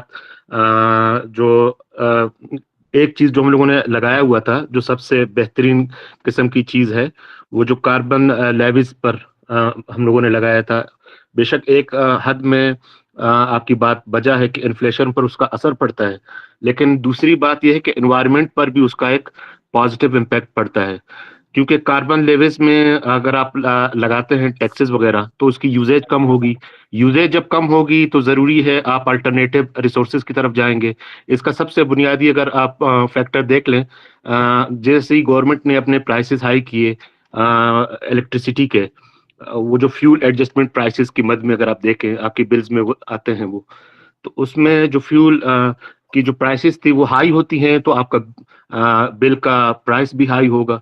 जैसे ही आपके बिल्स ज्यादा आने स्टार्ट हुए, आपने क्या किया, एक अल्टरनेटिव सोर्स की तरफ आप चले गए, आपने सोलर एनर्जी की तरफ आप कन्वर्जन की तरफ चले गए, या विंड एनर्जी की तरफ बहुत सारे इलाकों। मैं इंटरप्ट करना चाहूंगा। क्वेश्चन ये था कि इन्फ्लेशन का इस बजट पे जो इम्पैक्ट होगा, मैं यही तो आपको समझाने की कोशिश कर रहा हूं। मतलब ये क्रॉस सेक्शनल आपका क्वेश्चन है ना, ये दोनों इम्पैक्ट कर रहे हैं एक दूसरे के साथ, क्रॉस कटिंग। मतलब इसका बेशक आप पॉजिटिव सेंस में भी ले सकते हो और नेगेटिव सेंस में भी ले सकते हो। पॉजिटिव सेंस में ये है कि इसका अगर आपने जो हमने बढ़ाया है अपना लेविस बढ़ा है, क्योंकि जो बजट के हमने सोर्सेज रखे हुए हैं इस दफा, हमारे 3 सोर्सेज हैं, बल्कि 4 सोर्सेज हैं। एक में फेडरल रेवेन्यूज की मद में जो हम प्रोविंसेस से कलेक्ट कर रहे हैं, दूसरा हमारा कार्बन लेवेज है, तीसरा हम इंटरनेशनल एड के जरिए हमें पैसे मिल रहे हैं, चौथा हमारे ग्रीन बॉन्ड्स हैं। तो मतलब हम ये, आप इस बजट को आप देख लें कि हम खुद इतने खुद मुख्तार हो चुके हैं कि हम किसी भी इंटरनेशनल एजेंसीज के पास नहीं जा रहे हैं और वहां से कोई डेप्ट सर्विसेज नहीं कर रहे हैं, मतलब पैसे हम नहीं ले रहे हैं, मतलब हम खुद इतने खुद मुख्तार हैं। तो पॉलिसीज जरूर हमारे थोड़े आप समझ लें डिफेंसिव किस्म के होंगे, या मतलब थोड़े स्ट्रिक्ट किस्म के, थोड़े रिजिड किस्म के होंगे, क्योंकि हम पायदार सॉल्यूशंस की तरफ लोगों को राग़िब करना चाह रहे हैं कि वो इन्फ्लेशन बेशक आपका एक सेंस पे बढ़ेगा, लेकिन दूसरी तरफ उसके क्लाइमेट पर भी बड़े पॉजिटिव इम्पैक्ट पड़ेंगे। I think your question has been answered. सही साहब, अगर आप वन लाइनर में इसका जवाब दें कि इन्फ्लेशन को कंसीडर करते हुए क्या ये क्लेम ठीक है कि इस दफा 50% इंक्रीज है? यस और नो? अच्छा, एक मिनट में इंटरप्ट करूंगा। देखें जी, अभी तो वो तैयार नहीं है। हमारे पास एक इंडिपेंडेंट इकोनॉमिस्ट भी हैं, नीलोफर शायद, लेकिन वो अभी मेंटली प्रिपेयर ही नहीं होंगे कि उनको किस तरह से पार्टिसिपेट करना है। तो इस दफा तो आप ड्रॉप कर सकते हैं उनको। हालांकि ये सवाल उनसे ही बनता है, जैसे कि अभी सईद यूसुफ ने जवाब दिया ना, तो ये हालांकि ये भी इंडिपेंडेंट क्लाइमेट इकोनॉमिस्ट है, लेकिन ये बहुत ज्यादा डिफेंड कर रहे थे। वो तो उनके ओवरऑल परफॉर्मेंस के ऊपर असर पड़ेगा, वो अलग है। लेकिन उसके अलावा मैं बताऊं कि आपके पास ये लिबर्टी होगी कि आप फौरन से स्विच करें दूसरे इकोनॉमिस्ट की तरफ के आप क्या कहते हैं, जैसे इन्होंने बात की है। अब आप एज इट इज वैसे ही कैरी ऑन करें। मैंने सिर्फ गाइड किया और थोड़ा सा अलर्ट कर दिया नीलोफर शायद को, बाकी एक्सपर्ट को, कि सवाल पास ऑन हो सकता है सवाल पूछने वाले की तरफ से। ठीक है जी, आप कंटिन्यू करें, जैसे भी आप बहस कर रहे थे उसी हिसाब से जाए। सर मोहम्मद आरिफ, मेरे ख्याल में उन्होंने क्वेश्चन मुझे भेजा है, शायद वो पार्टिसिपेट कर रहे हैं तो, या कोई कनेक्शन का इशू है, तो मैं आंसर कर दूं? जी प्लीज आंसर कर दूं। तो सबसे पहले तो मोहम्मद आरिफ साहब का और उनका जो एनजीओ सेक्टर्स में थे, उन्होंने काफी हेल्प की हमें, स्पेशली जेंडर सेंसिटिव बजट बनाने में। कुछ उनके जो पॉइंट थे कि वो डेफिनेटली कम्युनिटी के हवाले सर ये सवाल इसमें चैट बॉक्स में तो नहीं है या है? सर ये उसमें ग्रुप में भेजा था उन्होंने। नहीं, ये सब देखेंगे ना, सबको नजर आना चाहिए। ये उनसे कहें ग्रुप में नहीं, चैट बॉक्स में शेयर करें। आप वहां पर जवाब दे दें उनको चैट बॉक्स में। मीनवाइल पे जो सेकंड नंबर पे है, कौन है सेकंड नंबर पे? मेरा था कोई इलियास। इलियास साहब, इलियास अंजुम साहब जी। मेरा बनता है नंबर 1 पे आ रहा है मेरा। तो इमरान का है। अच्छा हाँ जी जी नंबर 1 पे ठीक। भी मैंने अब ये बजट के डॉक्यूमेंट में ना टॉलरेंट की ड्राफ्ट टॉलरेंट क्रॉप्स की बात की गई है। तो मेरा सवाल ये है कि आपने इसकी स्मार्ट एग्रीकल्चर में कौन सी क्रॉप्स को आप समझते हैं कि वो ड्राफ्ट टॉलरेंट होंगी, नंबर 1। नंबर 2 ये है कि अगर हम ड्राफ्ट टॉलरेंट क्रॉप्स के ऊपर जा रहे हैं, क्योंकि तो उससे एक मसला ये आएगा कि वो क्रॉप जो पानी का बहुत ज्यादा इस्तेमाल करती हैं उनको आप अपने आप कम कर रहे होंगे ड्राफ्ट टॉलरेंट क्रॉप्स पे जाके। उसमें शुगर कैन आती है और राइस आता है। अगर हम ये दोनों क्रॉप्स को कम करते हैं तो आपको नहीं लगता कि आपकी इस पॉलिसी से ये नेशनल फूड सिक्योरिटी का थ्रेट बन सकता है आने वाले टाइम के अंदर, कि हमारी वो दो क्रॉप जो हम खाने पीने में इस्तेमाल कर रहे हैं हम वो दोनों कम करते हैं, क्योंकि ये दोनों की दोनों ड्राफ्ट टॉलरेंट क्रॉप्स नहीं है। और दूसरा ये बात कि आप कौन सी ऐसी क्रॉप्स इंट्रोड्यूस करवाने वाले हैं जो ड्राफ्ट टॉलरेंट होंगी and it will also help our economy like sugar cane and rice is doing right now. मेरा ख्याल है कि आप चीजों को आइसोलेशन में ना लें। नंबर 1 कि अगर आप दोनों एरियाज को एक साथ देखें तो एक क्लाइमेट जो स्मार्ट एग्रीकल्चर है वहाँ पे नंबर 1 ही रिसर्च, टेक्नोलॉजी और जनरल मैनेजमेंट या रिस्क मैनेजमेंट हमने एक पहले उस पर रिसर्च करनी है कि क्या क्या चीजें हमारी रिस्क भी बन सकती हैं, जैसा कि आपने इंडिकेट किया कि फूड सिक्योरिटी का। जब आप उसके साथ ही फूड सिक्योरिटी को देखेंगे तो आपको एग्रो इकोलॉजिकल फार्मिंग प्रैक्टिसेस आपको दिख रही हैं, ठीक है। उसके साथ साथ वाटर एफिशिएंट इंटीग्रेशन दिख रही है और उसके साथ क्रॉप डाइवर्सिटी एंड रोटेशन, कि जो आप चाह रहे हो कि वीट हो या राइस हो उनकी रोटेशन और डाइवर्सिटी जो कि हमारे क्लाइमेट स्मार्ट एग्रीकल्चर का हिस्सा है। तो ये फूड सिक्योरिटी और उसको सबको मद्देनजर रखते हुए हमने एलोकेशन की हुई है। नहीं, ये कॉन्ट्रडिक्ट नहीं कर रही आपकी दोनों बातें आपस में। पहले मेरा सवाल यही था कि आप और कौन सी क्रॉप्स देख रहे हैं, मतलब उसके अंदर वो आपने वो जवाब नहीं दिया कि अगली क्रॉप कौन सी आप देख रहे हैं। दूसरा फिर से सवाल यही है कि जब ड्राफ्ट टॉलरेंट क्रॉप्स की बात की जा रही है तो उसमें तो ये दोनों की दोनों पानी का ज्यादा इस्तेमाल कर रही है। तो या तो हमें ये चीज वापसी लेनी पड़ेगी कि हम ड्राफ्ट टॉलरेंट क्रॉप्स को इस दफा नहीं लगाएंगे, या फिर हमें ये चीज वापसी लेनी पड़ेगी कि हम शुगर कैन और राइस का इस्तेमाल इस दफा कम करेंगे, कम पैदावार होगी उनकी इस साल। एक बात तो हमें माननी पड़ेगी ना, ये दोनों चीजें नहीं है।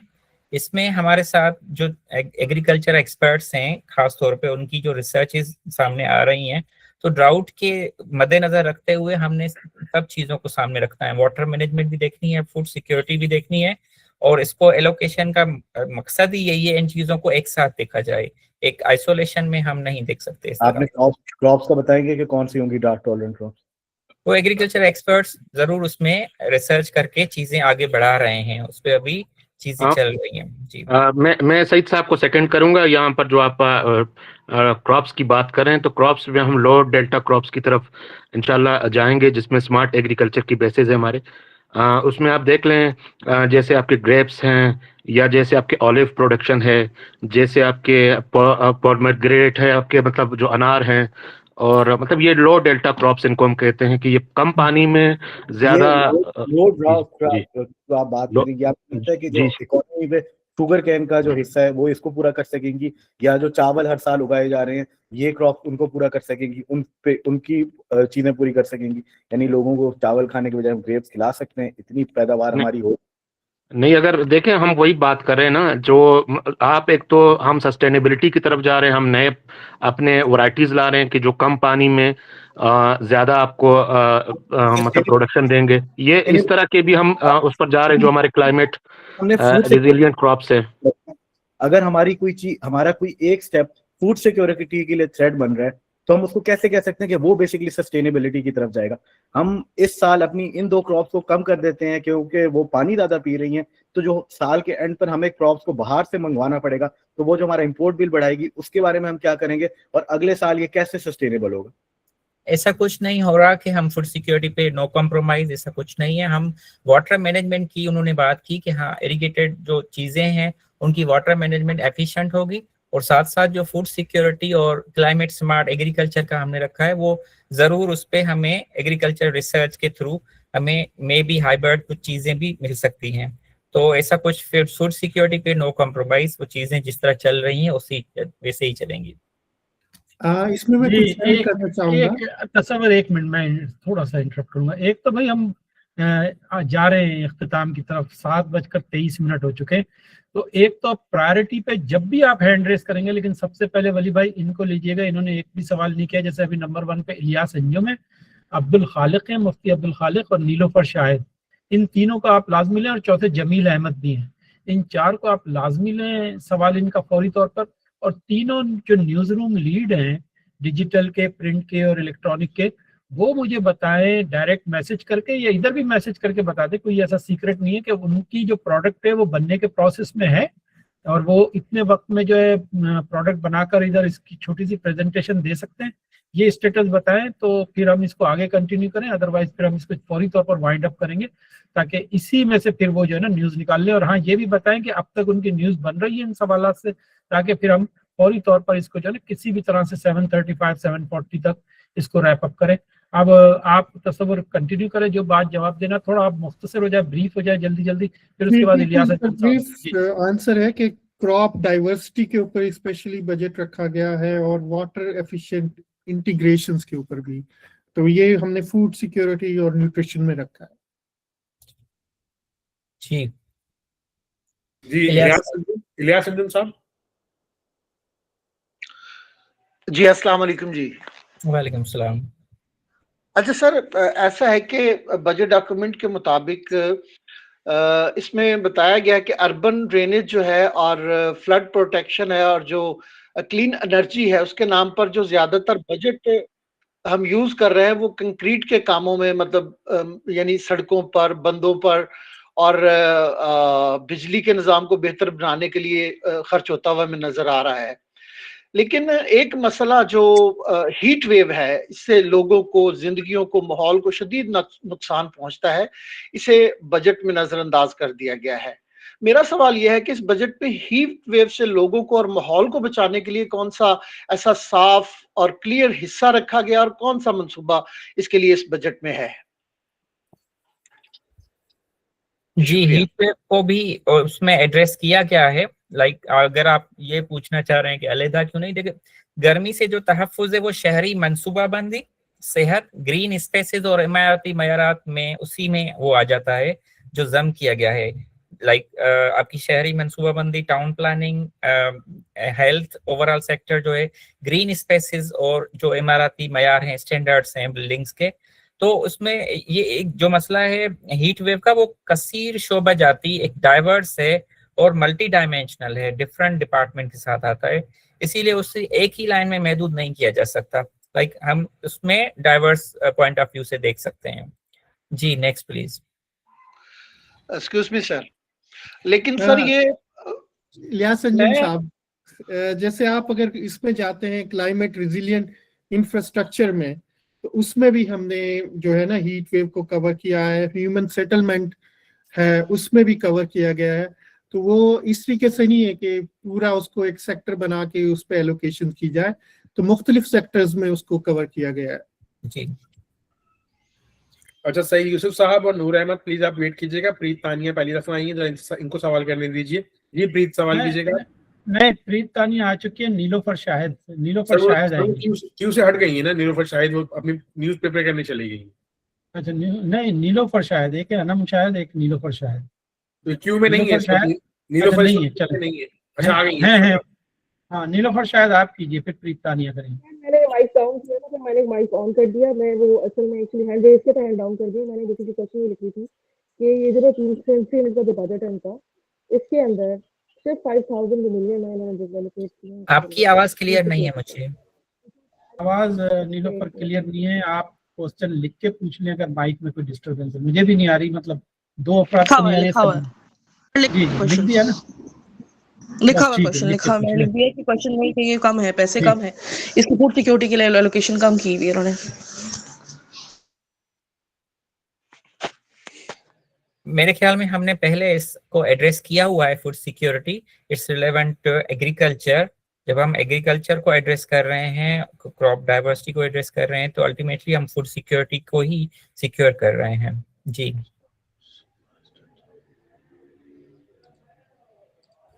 प्रीत तानिया, अगर आप सर प्रीत तानिया को अगर देखना तो, हाँ प्रीत तानिया का चैट बॉक्स में भी सवाल आ गया है, और अगर वर्बली पूछना चाहती हैं तो प्रीत तानिया वर्बली पूछ लें, वैसे वो पूछती नहीं है वर्बली ना, तो चैट बॉक्स में आप देख लें। और सईद यूसुफ का भी एक सवाल और है, लेकिन सईद यूसुफ के सवाल को आप पार्क कर सकते हैं टाइम अगर हो तो, क्योंकि एक न्यूज रूम से अभी कोई फीडबैक नहीं आया, 2 से आ गए हैं तो वो देख लेंगे उस दौरान। आप जो नंबर के हिसाब से जिसका भी सवाल है वो पूछे। प्रीत तानिया का सवाल हेल्थ केयर सिस्टम के ओवरऑल उस पे है, और जो हीट वेव है वो ऑलरेडी एड्रेस्ड, लाइक इनके सवाल के बाद हमने एड्रेस कर लिया। बाकी वो हॉस्पिटल के इंफ्रास्ट्रक्चर का वो कितना हिस्सा, तो वो डिटेल्ड प्रोजेक्ट्स का पूछ रही हैं, जो कि हमने बजट डॉक्यूमेंट में डिटेल्ड प्रोजेक्ट्स प्लान सारे बताए हुए हैं। जी अच्छा सर, मैं एक चीज पूछना चाहता था, कलामी माफ। एक चीज जो मैं बजट पूरा देख रहा था, तो एक जो ओवर पॉपुलेशन है या पॉपुलेशन एक्सप्लोजन है, ये पाकिस्तान का सबसे चैलेंजिंग इशू है। It is not been addressed in the budget document. इस पर मतलब हमारी क्या पॉलिसी है इस पर? तो इस पर अगर, क्योंकि ये सबसे चैलेंजिंग इशू है हमारी। सर मैं मुश्तबा साहब से एक चीज यहाँ से गाइडेंस लेना चाहूंगा कि क्या हम ये क्लाइमेट बजट में हम पॉपुलेशन बजट को बता सकते हैं? पॉपुलेशन का बजट डिफरेंट नहीं हो सकता? सर मुझे गाइड कीजिए। हाँ बिल्कुल डिफरेंट होता है। पॉपुलेशन वेलफेयर मिनिस्ट्री है, उनका अलग बजट होगा। जी सर। हाँ अब भाई तेजी से आगे बढ़े, तेजी से वाइंड अप करें रिसोर्सेज का। जल्दी से नूर सईद मोहम्मद यूसुफ साहब, नूर और मुफ्ती साहब। हाँ मुफ्ती साहब और नूर दोनों सवाल पूछे तो हमारी डिबेट जी सर। कंप्लीट हो जाए। जी सर, मेरा सवाल ये है कि जैसे इन्होंने सर मेमन साहब, सईद मेमन साहब ने या तसव्वुर अली साहब ने जो बजट बना है, इसमें ज्यादातर पहले भी मैंने ये क्वेश्चन किया था, लेकिन ये थोड़ा सा हट के है। तो इन्होंने ज्यादा बजट मिटिगेशन में अगर हम देखें तो ट्रांसपोर्ट और इंडस्ट्रीज को अपग्रेड करने के लिए इन्होंने 60 मिलियन जो है ना रखे हैं। जबकि अगर हम एडॉप्टेशन में देखें तो वहाँ पे क्लाइमेट रिस्क इंश्योरेंस है या फूड सिक्योरिटी, उसके लिए उन्होंने सिर्फ 5 मिलियन रखे हैं। जबकि ट्रांसपोर्ट और इंडस्ट्रीज का जो डायरेक्टली अगर हम बेनिफिट देखें तो वो अर्बन एरियाज को जाता है या जो लार्ज कॉरपोरेशन है उनको जाता है। तो इन्होंने जो पाकिस्तान की जो पॉपुलेशन है, आपको पता है 47% से भी ज्यादा आई थिंक जो है ना बिलो पॉवर्टी है। तो फूड सिक्योरिटी और क्लाइमेट रिस्क इंश्योरेंस इसके लिए जो है ना इन्होंने बजट बहुत ही कम रखा है, क्यों? जी सर, मेरा सवाल है। तसव्वुर साहब। मेरे ख्याल में ये पार्शली तो हम क्लियर कर चुके हैं कि फूड सिक्योरिटी एंड न्यूट्रिशन है, इसी तरीके से लाइव स्टॉक है, और उसमें ट्रांसपोर्ट वगैरह और इन सब चीज़ों को काफ़ी सेक्टर्स में कवर किया गया है। तो जब आप एक बजट को किसी चीज़ को एक सेक्टर में ढूंढते हैं या तलाश करते हैं तो शायद वो थोड़ा सा डिफिकल्ट होता है, तो वो आपको कंप्लीटली बजट बुक में मिल सकती है। जी मुफ्ती साहब। जी अब्दुल खालिक साहब। जी अस्सलाम वालेकुम रहमतुल्लाहि व बरकातहू। मुफ्ती साहब कोई फतवा नहीं दे देना, बाकी आप कोई भी सवाल कर लें। जी सर सईद साहब से सवाल है जी कि ये जो हुकूमत ने दावा किया है कि 50% जो है वो इजाफा किया गया है इस बजट में, तो इसमें सारा जो न्यू है उसके अंदर ये इस्तेमाल किया जाएगा या पीछे भी जो कर्ज वगैरह है उसके अंदर भी कितना हिस्सा शामिल होगा? देखिए जी, न सिर्फ हुकूमत ने ये दावा किया है कि 50% हमने उसमें बजट बिल्कुल बढ़ाया है, बल्कि एक और भी आप समझ लें कि ये बजट एक इको फ्रेंडली बजट है, रिजालियंस फोकस्ड बजट है, और साथ साथ में जो हुकूमत का मेन ऑब्जेक्टिव है कि बिल्ड बैक ग्रीन पाकिस्तान, हम ग्रीन पाकिस्तान को बिल्ड कर रहे हैं, तो उसके लिए हम ज्यादा फोकस्ड हैं और एंथुसियास्टिक हैं। बाकी आपका सवाल के पिछले लोन्स वगैरह, तो मेरा नहीं ख्याल हम लोन्स वगैरह पे ज्यादा फोकस आप उसको करो। ये मिटिगेशन, एडाप्टेशन और जो एनेबलिंग क्लाइमेट हमारे एक्शन के पैराए हैं, इसमें हमने बिल्कुल डिटेल में आपको बताया कि हम कहाँ कहाँ चीजें किस तरह एलोकेट कर रहे हैं। जी सर, इलियास साहब।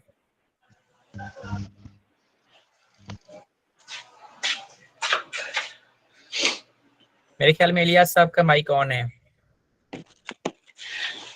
Very sorry sir, very sorry. जी मेरे ख्याल में सवाल। अच्छा जी, हाँ मेरा ख्याल है सवाल खत्म हो चुके हैं। बजट की प्रेस कॉन्फ्रेंस पूरी हो गई। ये जो बात कर रहे थे समोसे चाय वगैरह, उसका कहीं कोई नामो निशान नहीं है। इसका मतलब है ये भी जो है ना एक हनी ट्रैप था और कुछ भी नहीं। ठीक है जी, अब ये करते हैं, देखें जी, अब मेरे जो मुझे भी एक जाहिर है मेरे लिए ये बजट के हवाले से ये पहली एक्सरसाइज थी। उससे पहले तो हम वो करते थे अपना डिजास्टर मैनेजमेंट की चीजों की। तो इसमें देखें एक सवाल, अब देखें मैं तीनों न्यूज रूम से कहूंगा, अब आप इस पॉइंट को शामिल नहीं करेंगे। आपने ये सवाल पूछा ही नहीं कि ये टोटल बजट का कितना % है, इसी से बजट की असल डिबेट निकलती। तो ये बेनिफिट इनको ऑफिशियल्स को जाएगा, जाहिर है। अब आप ये शामिल कर भी नहीं सकते कि उन्होंने नहीं बताया, नहीं आपने पूछा नहीं, ठीक है ना। इसी तरह से अब आप सईद मेमन साहब और तसव्वुर अली साहब, आपके ऊपर बहुत लोड था, मैं वाकई आपको जो है ना सैल्यूट करता हूँ। और इसके अलावा आप सब लोगों को भी मैं कि इतनी देर तक, वरना मैं तो समझ रहा था आप डिबेट को वाइंड अप करके बैठ जाएंगे और हम टाइम कैसे निकालेंगे।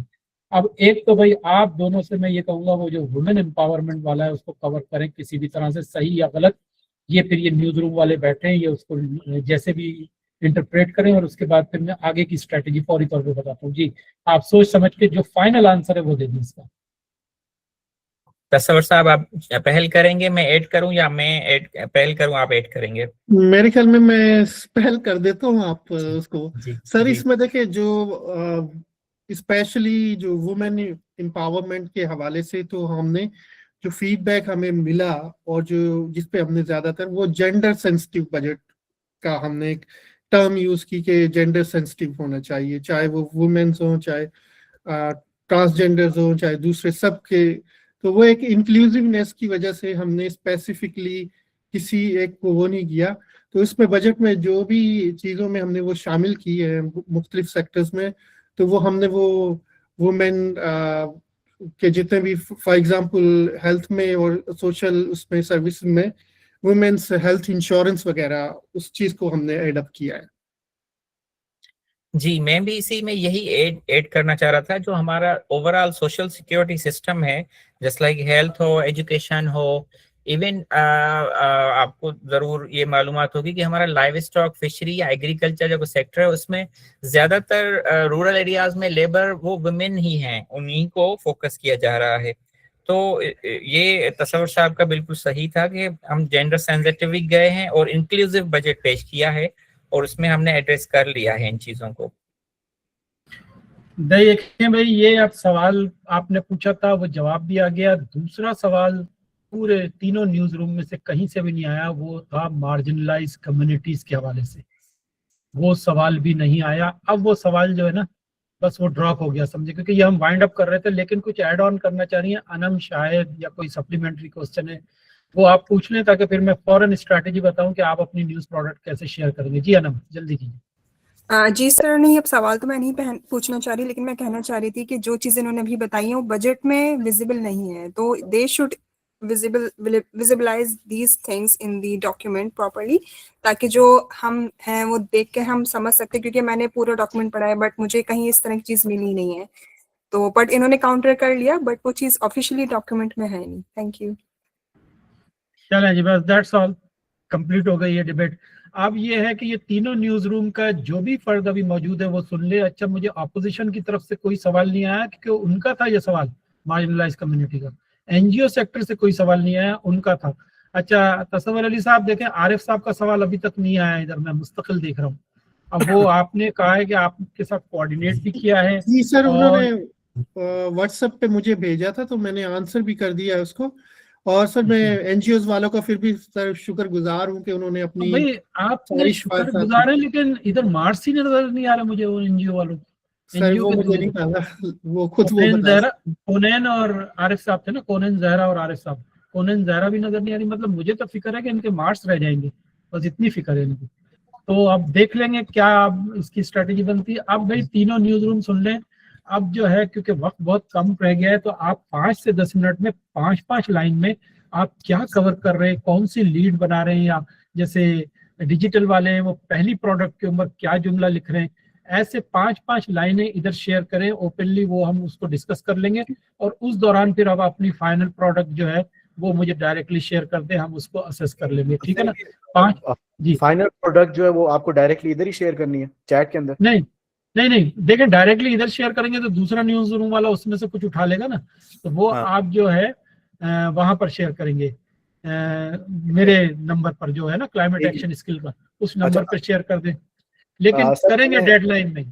ठीक है, मैं अपनी वो 5 वो बता देता हूँ जो मैंने नहीं बता सकते ना आप एक वक्त में एग्जैक्टली, जैसे 7:39 हो रहा है ना, ठीक 7:45 पे तीनों एक साथ शेयर करेंगे, क्योंकि आपने एक बेहतरीन लीड बनाई हुई हो और प्रिंट वाला थोड़ा देर से बना रहा हो, वो तो उसमें ऐड कर लेगा ना, इसी वजह से वर्बली सुन भी नहीं रहा हूँ मैं ये कह रहा हूँ मेरी तैयार है, कैन आई शेयर देयर? नहीं कर सकते ना, आप करेंगे, आपकी लीड बहुत बेहतरीन हुई, पता चला बड़ी एक्सक्लूसिव हुई, तो वो भी उठा लेगा ना। ये तो हम न्यूज रूम में काम करते रहते थे ना, हम तो देखते रहते थे दूसरे अखबारात के ऑनलाइन उसमें एडिशन में क्या चल रहा है, उस हिसाब से उठा लेते थे। परवेज मुशर्रफ ने जिस दिन रिजाइन किया था तो बिजनेस रिकॉर्डर ने सबसे अच्छी लीड लगाई थी, मुशर्रफ गोज आउट, मतलब इज्जत से निकल गया मुशर्रफ जब रिजाइन किया था। डॉन ने माइकल जैक्सन जब मरा था तो लगाई थी एमजे स्टन्स world but for the last time, क्योंकि वो हैरान कर दिया करता था ना हमेशा, तो वो पकड़ रहे थे लोग कि कहीं से मिल जाए, नहीं वैसी कमाल की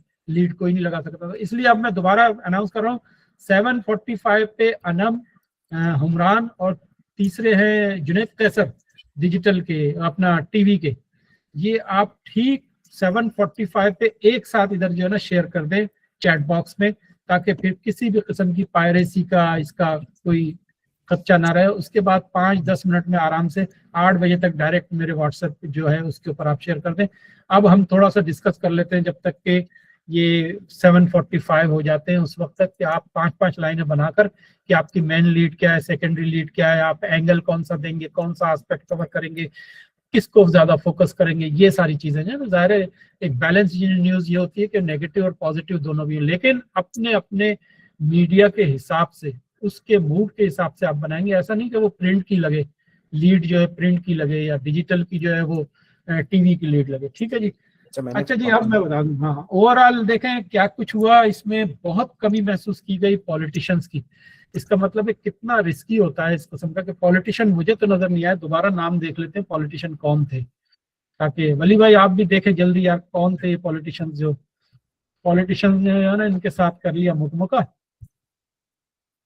और वो उन्होंने स्पेस दे दिया इनको, वरना उनके तो वो टफ टाइम होता कि उनके सवाल की जो नौयत होती ना वो ऐसी ही होती कि उसमें कोई एक्सपर्टीज बिल्कुल नजर नहीं आती।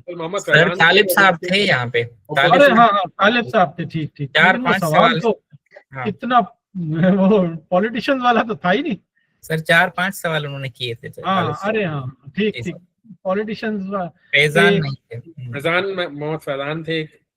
मोहम्मद फैजान थे पॉलिटिशियन, एनजीओ में दोनों नहीं थे। अच्छा, सिविल सोसाइटी के, जी सर, सिविल सोसाइटी के कोनेन भी नहीं थी, और आरिफ साहब का सवाल इधर नहीं आया, हाँ, और वो उधर आया है तसव्वुर अली साहब के पास। तो बस ये एक चीज हाँ प्राइवेटली आया है। और इसके अलावा ये है कि जितना आपके पास वक्त होता है और जो जिस तरह से आप बहुत सारी एक्टिविटीज के साथ चल रहे हैं उसमें ये पूरी सिमुलेशन हुई, तो वो मेरा ख्याल है बिल्कुल नॉर्मल और मुनासिब थी।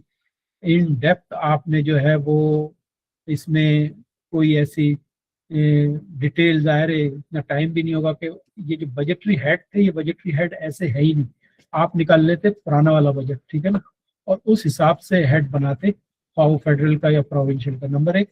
नंबर 2, आपने जो है एक बहुत अहम बात जो है वो स्किप की थी। हाँ, किसी ने सवाल पूछा था कि पुराने बजट में क्या कुछ हुआ, उसका आसान सा जवाब होता है इकोनॉमिक सर्वे पढ़ लो भाई।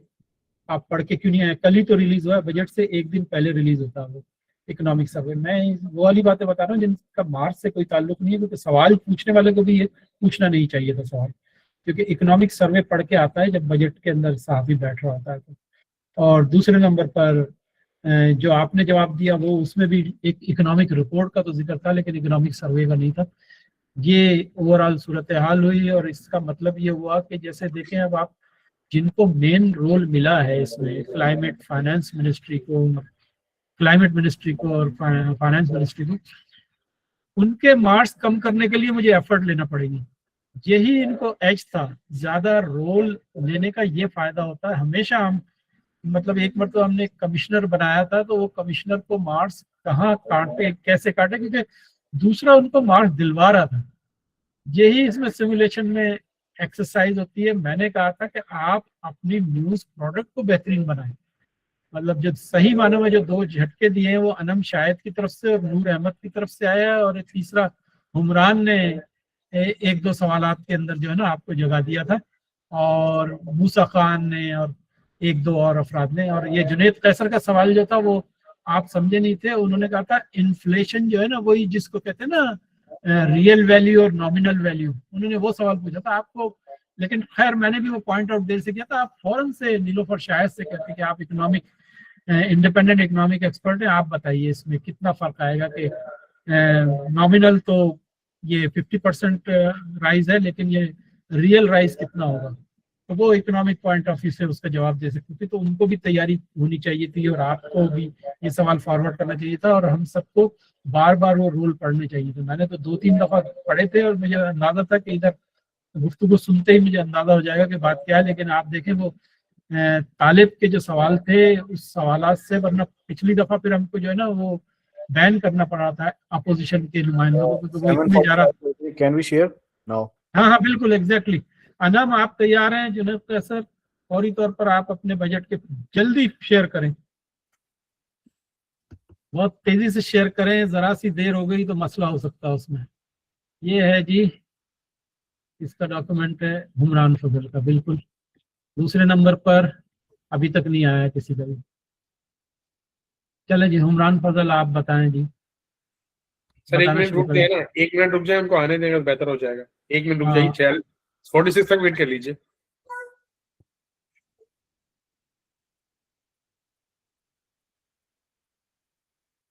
फोर्टी सिक्स तक वेट कर लें, बस ये 7:46 जैसे ही होते हैं। अनम और जुनेद जल्दी आप शेयर कर दें अपना ये जुनेद ने कर दिया, जुनेद का आ गया। जुनेद का आ गया ना, बस ठीक है।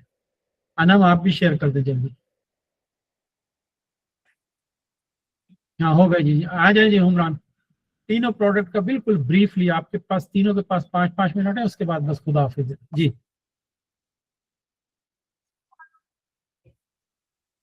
सर मैं स्टार्ट कर देता हूँ फिर। हाँ जी जी। बिल्कुल। अच्छा सर, एक तो ये मैंने पहले से, क्योंकि मैं बजट को 2-3 दिनों से इनका पढ़ रहा था, जब से आया हुआ था डॉक्यूमेंट मैंने तब से इसी को मैं पढ़ रहा था। तो पहली चीज तो मुझे एक चीज जो इसमें समझ नहीं आई थी वो ये था कि एक 50% इंक्रीज ओवरऑल बजट में किया गया, लेकिन इसकी कोई डिटेल्ड कैलकुलेशन जो है वो सामने नहीं आई कि किस तरीके से किया गया, उसकी परसेंटेज क्या है ये, ठीक है। और दूसरे पे मेरा सवाल ये था कि ये 700 बिलियन को डिवाइड किया गया अडॉप्शन, मेडिटेशन और इनेबलिंग एक्शंस के अंदर, जिसमें ट्रांसपोर्ट भी है, टाउन प्लानिंग है, फॉरेस्ट्री है, गवर्नेंस है और ओवरऑल और सारी की सारी क्लाइमेट स्पेंडिंग है। लेकिन यहाँ पर टैगिंग का जो है वो आउटलाइन नहीं की गई कि क्राइटेरिया बेसिकली क्या होगा टैगिंग का। और फिर तीसरी ये कि बजट को मतलब ये एनर्जी है, इसमें इंडस्ट्री, बायोडाइवर्सिटी, एग्रीकल्चर, और लेकिन जो कुछ चीजें अभी तक अनक्लियर रही थी वो ये थी कि 700 बिलियन के अंदर नया क्या है। ये जो एक बजट प्रेजेंट किया गया इसमें नई कौन से प्रोजेक्ट्स होंगे कंपेयर टू जो प्रीवियस वन चल रहे हैं उसमें, और इसमें क्या फर्क आएगा, कितना बजट इन नए प्रोजेक्ट्स का उनको पीछे वालों के साथ नहीं जोड़ा गया।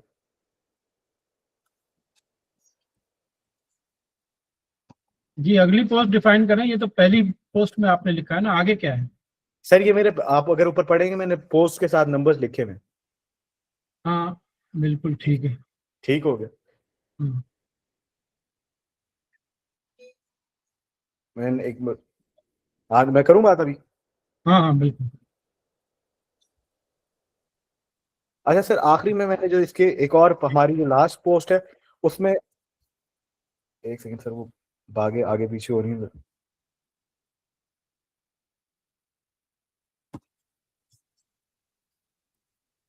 सर वो मेरा पहले वही वाला सवाल था कि इसमें कहीं पे जो डिटेल्ड उन्होंने कहा कि हम आपके साथ डॉक्यूमेंट शेयर करेंगे, वो नहीं शेयर किया गया। तो इसमें जो सरसरी अल्फाज हैं वो इस्तेमाल किए गए कि ये पैसे इसमें इतने चले जाएंगे, इसमें इतने चले जाएंगे, लेकिन हर हकीकत नहीं बताया गया कि बेसिकली कौन से नए इनिशिएटिव इसमें इंट्रोड्यूस करवाए जा रहे हैं।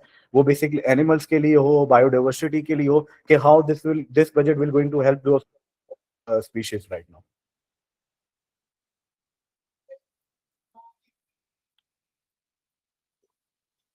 जी कंप्लीट हो गई आपकी बात? जी सर। बस इसके ऊपर कोई कमेंट्स नहीं आएंगे। नेक्स्ट है जी कौन है? जुनेद।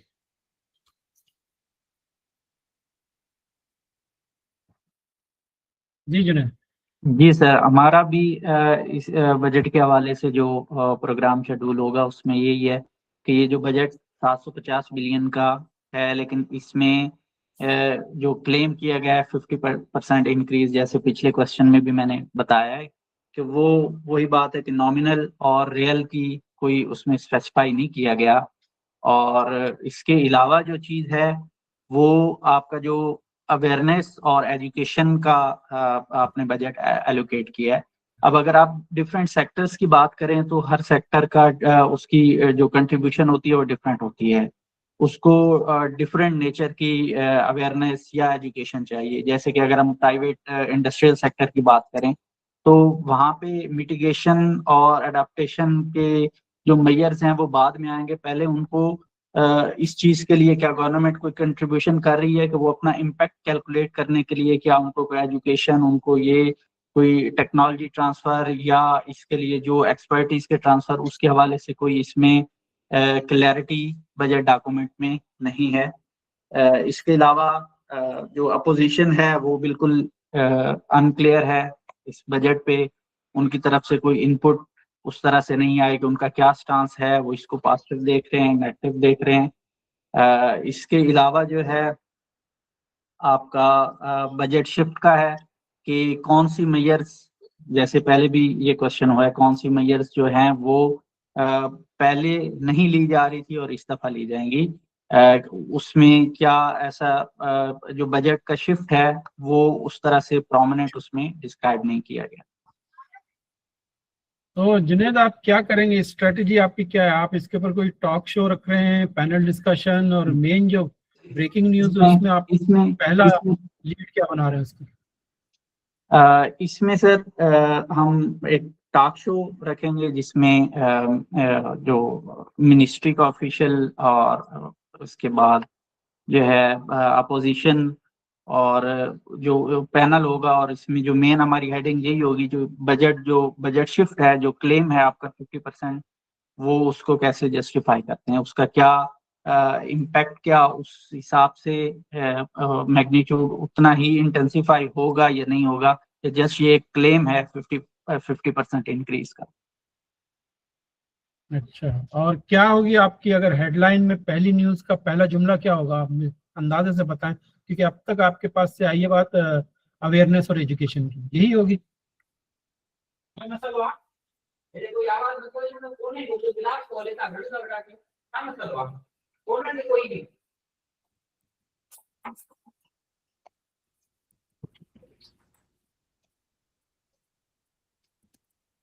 जी जुनैद सुन रहे?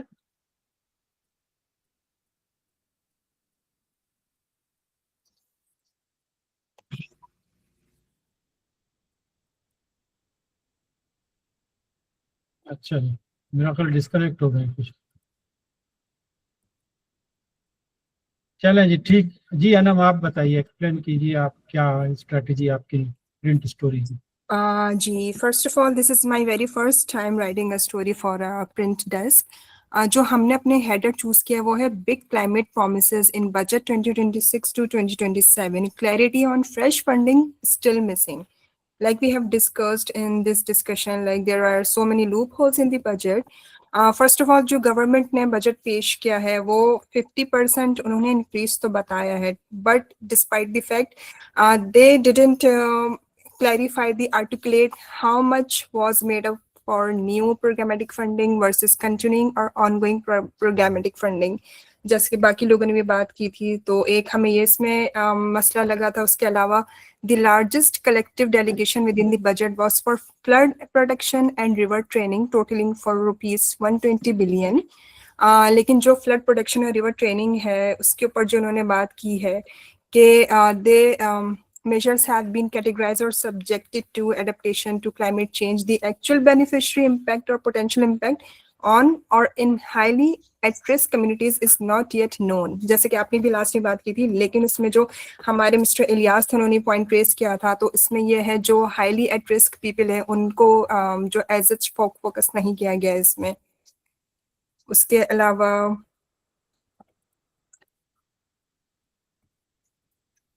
similar to the above, 120 billion for flood protection and river training, the second largest amount included in the climate budget for financial year 2026 to 27 is urban drainage and sewage upgrade at rupees 90 billion. However, that funding appears to merely reflect previously designated conventional infrastructure spend, now recast as climate resilient. The third one is related to the mitigation programming. Rupees 60 billion जो है उस पे allocate किए गए हैं clean energy transition programming के लिए, of which a large percentage has been allocated to the development of transmission lines and the upgrade of transmission grids as opposed to new renewable energy generation facilities.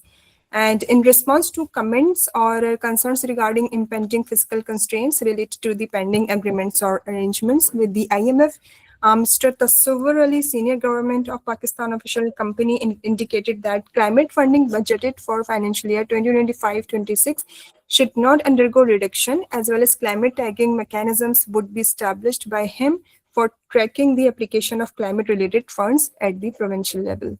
So that's all from my side. I hope this story is well structured. I'm sure. Thank you. बिल्कुल, जो news room stress है उसमें रहते हुए ऐसी ही फौरी तौर पर न्यूज बनती है और जाहिर है उसके बाद आपके पास मजीद टाइम होता है। अब ये बिल्कुल कंप्लीट हो गई एक्सरसाइज, आप इसकी फर्दर डिटेल में न जाएं। अब मैं आपको इसकी हेडिंग और सब हेडिंग भेज रहा हूँ, ये आप देख लें। ये स्टोरी होनी चाहिए थी, मतलब उधर से निकलनी चाहिए थी या इधर से निकाली जानी चाहिए। मतलब ये स्टोरी देखें, या तो ये फाइनेंस मिनिस्ट्री और क्लाइमेट मिनिस्ट्री वाले बनाते इसकी हेडिंग, ऐसी स्टोरी पेश करते, ऐसा बजट बनाते, या फिर आप लोग निकालते। लेकिन जाहिर है आप में से ज्यादातर का इसका जर्नलिज्म का भी बैकग्राउंड नहीं है, कुछ का जो है वो ये अपना जो है क्लाइमेट और इसकी डिटेल्स इसकी और पॉलिसी लेवल पे भी नहीं है। लेकिन जिस लेवल तक आपने मेहनत की है वो बहुत बेहतरीन है, बहुत ज़्यादा जो है अप्रिशिएटेबल है। बस ये अब आप एक नज़र देख लें दोनों हेडिंग और सब हेडिंग, इससे आपको पता चल जाएगा कि कैसे बनती है। आपने खुद बनवाई है ये news story. Most vulnerable nation unveils mitigation oriented budget, sub heading zero funding earmark for vulnerable communities and women. खतरनाक तरीन, लेकिन जाहिर है ये आप दोनों में से किसी के भी क्रेडिट को नहीं जाती ये हेडिंग ना, क्योंकि आपने इसका कंटेंट ही नहीं क्रिएट करवाया। तो इस तरह से ये सहाफ़ी लोग इस तरह से जो है ना न्यूज़ बनाते हैं और इस तरह से उसको क्रिएट करते हैं। तो ये है ओवरऑल ये बजट जो है। अगर जाहिर है इस साइड से अगर ज़रा सा भी कोई एक क्लाइमेट बजट का किसी भी हवाले से कोई होती चीज़ तो वो तो इस वक्त जो है ना तबाही बचा रहा होता है इन दोनों पॉइंट के ऊपर ही। और पूरी न्यूज़ स्टोरी अब आप आराम से बना सकते हैं इसके ऊपर न्यूज़ स्टोरी। बल्कि आप देखें तो आसान मैं तरीका बता दूं, अपनी नॉलेज के लिए आप ये कर लें कि वो उसके किसी भी आई के अंदर ये दोनों हेडिंग डालें और उस बजट को अटैच करें उसके साथ और कहें जी एक इसके ऊपर एक न्यूज़ बना दें, ये हेडिंग और सब हेडिंग है, तो एक बेहतरीन न्यूज़ निकल के आ जाएगी। इसी वजह से मैंने कहा कि अब जो है फर्दर कोई प्रोडक्ट ना बनाए, आपकी सिमुलेशन एक्सरसाइज कंप्लीट हो गई। I think should be imbalance of budget between adaptation and mitigation. हाँ यही इसी को हाईलाइट किया हमने कि एक वल्नरेबल नेशन है और मिटिगेशन ओरिएंटेड बजट बना रहे। वो जो सईद मेमन का सवाल था ना, वो जाहिर है जो जिसने आपका जवाब ऐसा नहीं था कि मार्क्स के हवाले से सही नहीं है, उनके मार्क्स के हवाले से सही नहीं होगा जिन्होंने सवाल पूछा था। आपने उनको कह दिया था कि जी हमें पहले मिटिगेशन की जरूरत है। नहीं, मिटिगेशन में तो सैकड़ों साल लगते हैं, हमें फौरन एडाप्टेशन की जरूरत है। इसका जवाब ये है। तो ये सूरत हाल है। लेकिन आपने बहुत कुछ, आपने भी मुझे यकीन सीखा होगा और बहुत ही ज़बरदस्त ये एक्सपीरियंस रहा। हमने ठीक टाइम के ऊपर अपना फिनिश कर लिया ये पूरा टास्क, और जो तीनों न्यूज़ रूम हैं उनकी भी इन्वॉल्वमेंट, उनका इनपुट बहुत अच्छा रहा। और ओवरऑल मैं कहता हूँ ये एक अच्छी अबव एवरेज सिमुलेशन एक्सरसाइज रही है, जिससे कि आमतौर पर ऐसी एक्सरसाइज होती नहीं है कि बिल्कुल इक्वल लेवल के ऊपर पार्टिसिपेशन थी सिवाय एक दो के, बाकी सब की जो है बिल्कुल जैसे कि आपके रिजल्ट्स में होता है, जैसे कि आपकी असाइनमेंट में हुआ था उसी तरह की है। Hats off to you all of you, बहुत शुक्रिया। बस आज 7:58 पे ही हम कंप्लीट कर लेंगे इसको। और ये हमारी आज की एक्सरसाइज जो है ना ये कंप्लीट हो गई। आप में से कोई कुछ अगर कहना चाहता है किसी हवाले से तो वो जल्दी से बता दे। फिर मैं आपका सबका शुक्रगुजार हूँ। लाइक मुझे फील हो रहा था कि सारे मुझे डेवलप करने के लिए सवालात हो रहे हैं, तो सबसे ज्यादा मेरी नॉलेज में इजाफा हुआ, मुझे लर्निंग हुई कि रियल टाइम में किस तरह बजट पेश करते हैं, या ओवरऑल डिफरेंट पर्सपेक्टिव सुनने को मिले। मेरी ओवरऑल क्रिटिकल एनालिसिस सब दोस्तों ने की, तो मैं सबका शुक्रगुजार हूँ। थैंक यू जी। हाँ, मैं अनम जवाब दे दूं। अनम, अब सारा रिजल्ट जो है ना वो आएगा कमिंग सैटरडे को। फ्राइडे को आपका फाइनल टेस्ट होगा 200 क्वेश्चंस का, और सैटरडे को ये आपको पूरी रिजल्ट शीट जो है ना सुना दी जाएगी, अनाउंस कर दी जाएगी। उसमें ये असाइनमेंट भी होंगे। मोहम्मद सुल्तान और इलियास अंजुम साहब 1 बाय 1 जल्दी जल्दी, ताकि ये बता दें कि ये मतलब क्राइटेरिया कितने मार्क्स का होगा कि हमने ये को आया 100 मार्क्स। और कितने पे हमारा ये होगा कि हमने ये आया कोर्स पास कर लिया है? कितने पे? 70% के ऊपर आपको डिप्लोमा सर्टिफिकेट मिलेगा, 70 से कम के ऊपर जो है आपको जो है पास सर्टिफिकेट मिलेगा, 70 के ऊपर diploma in climate journalism. Sorry sir. अच्छा सर, ये था कि आपने बताया था कि सर ये है मतलब टेस्ट हमारा जो फाइनल टर्म है वो 3 आवर्स का है और 200 मार्क्स है। हाँ। वो फ्राइडे को 6 ओपन होगा और 9 को ऑफ होगा, जिस तरह ये कल एक टेस्ट हुआ था, मतलब इसके लिए ओपन हुआ था। और उसके बाद नेक्स्ट सैटरडे को हमारा फिर सेशन होगा जिसमें आप बताएंगे क्लास होगा इस तरह से। रमजान है, 5 बजे होगा, कंसीडर होगा 5 बजे होगा, 5:30 बजे तक वाइंड अप कर देंगे। मेरा ख्याल है 6 सवा 6 बजे रोजा खुलता है, तो हम 15-20 मिनट पहले रोजे से उसको वाइंड अप कर देंगे। और कोई? Okay sir. सुल्तान, मैं सर सिर्फ सईद मेमन साहब से यही पूछना चाहता हूँ कि अब हमें हाई टी खुद अपने खर्चे से पीनी पड़ेगी, गवर्नमेंट ने तो नहीं पिलाई। इलियास अंजुम साहब इस्लामाबाद में आपको पिला दूंगा, आ जाए, मोस्ट वेलकम।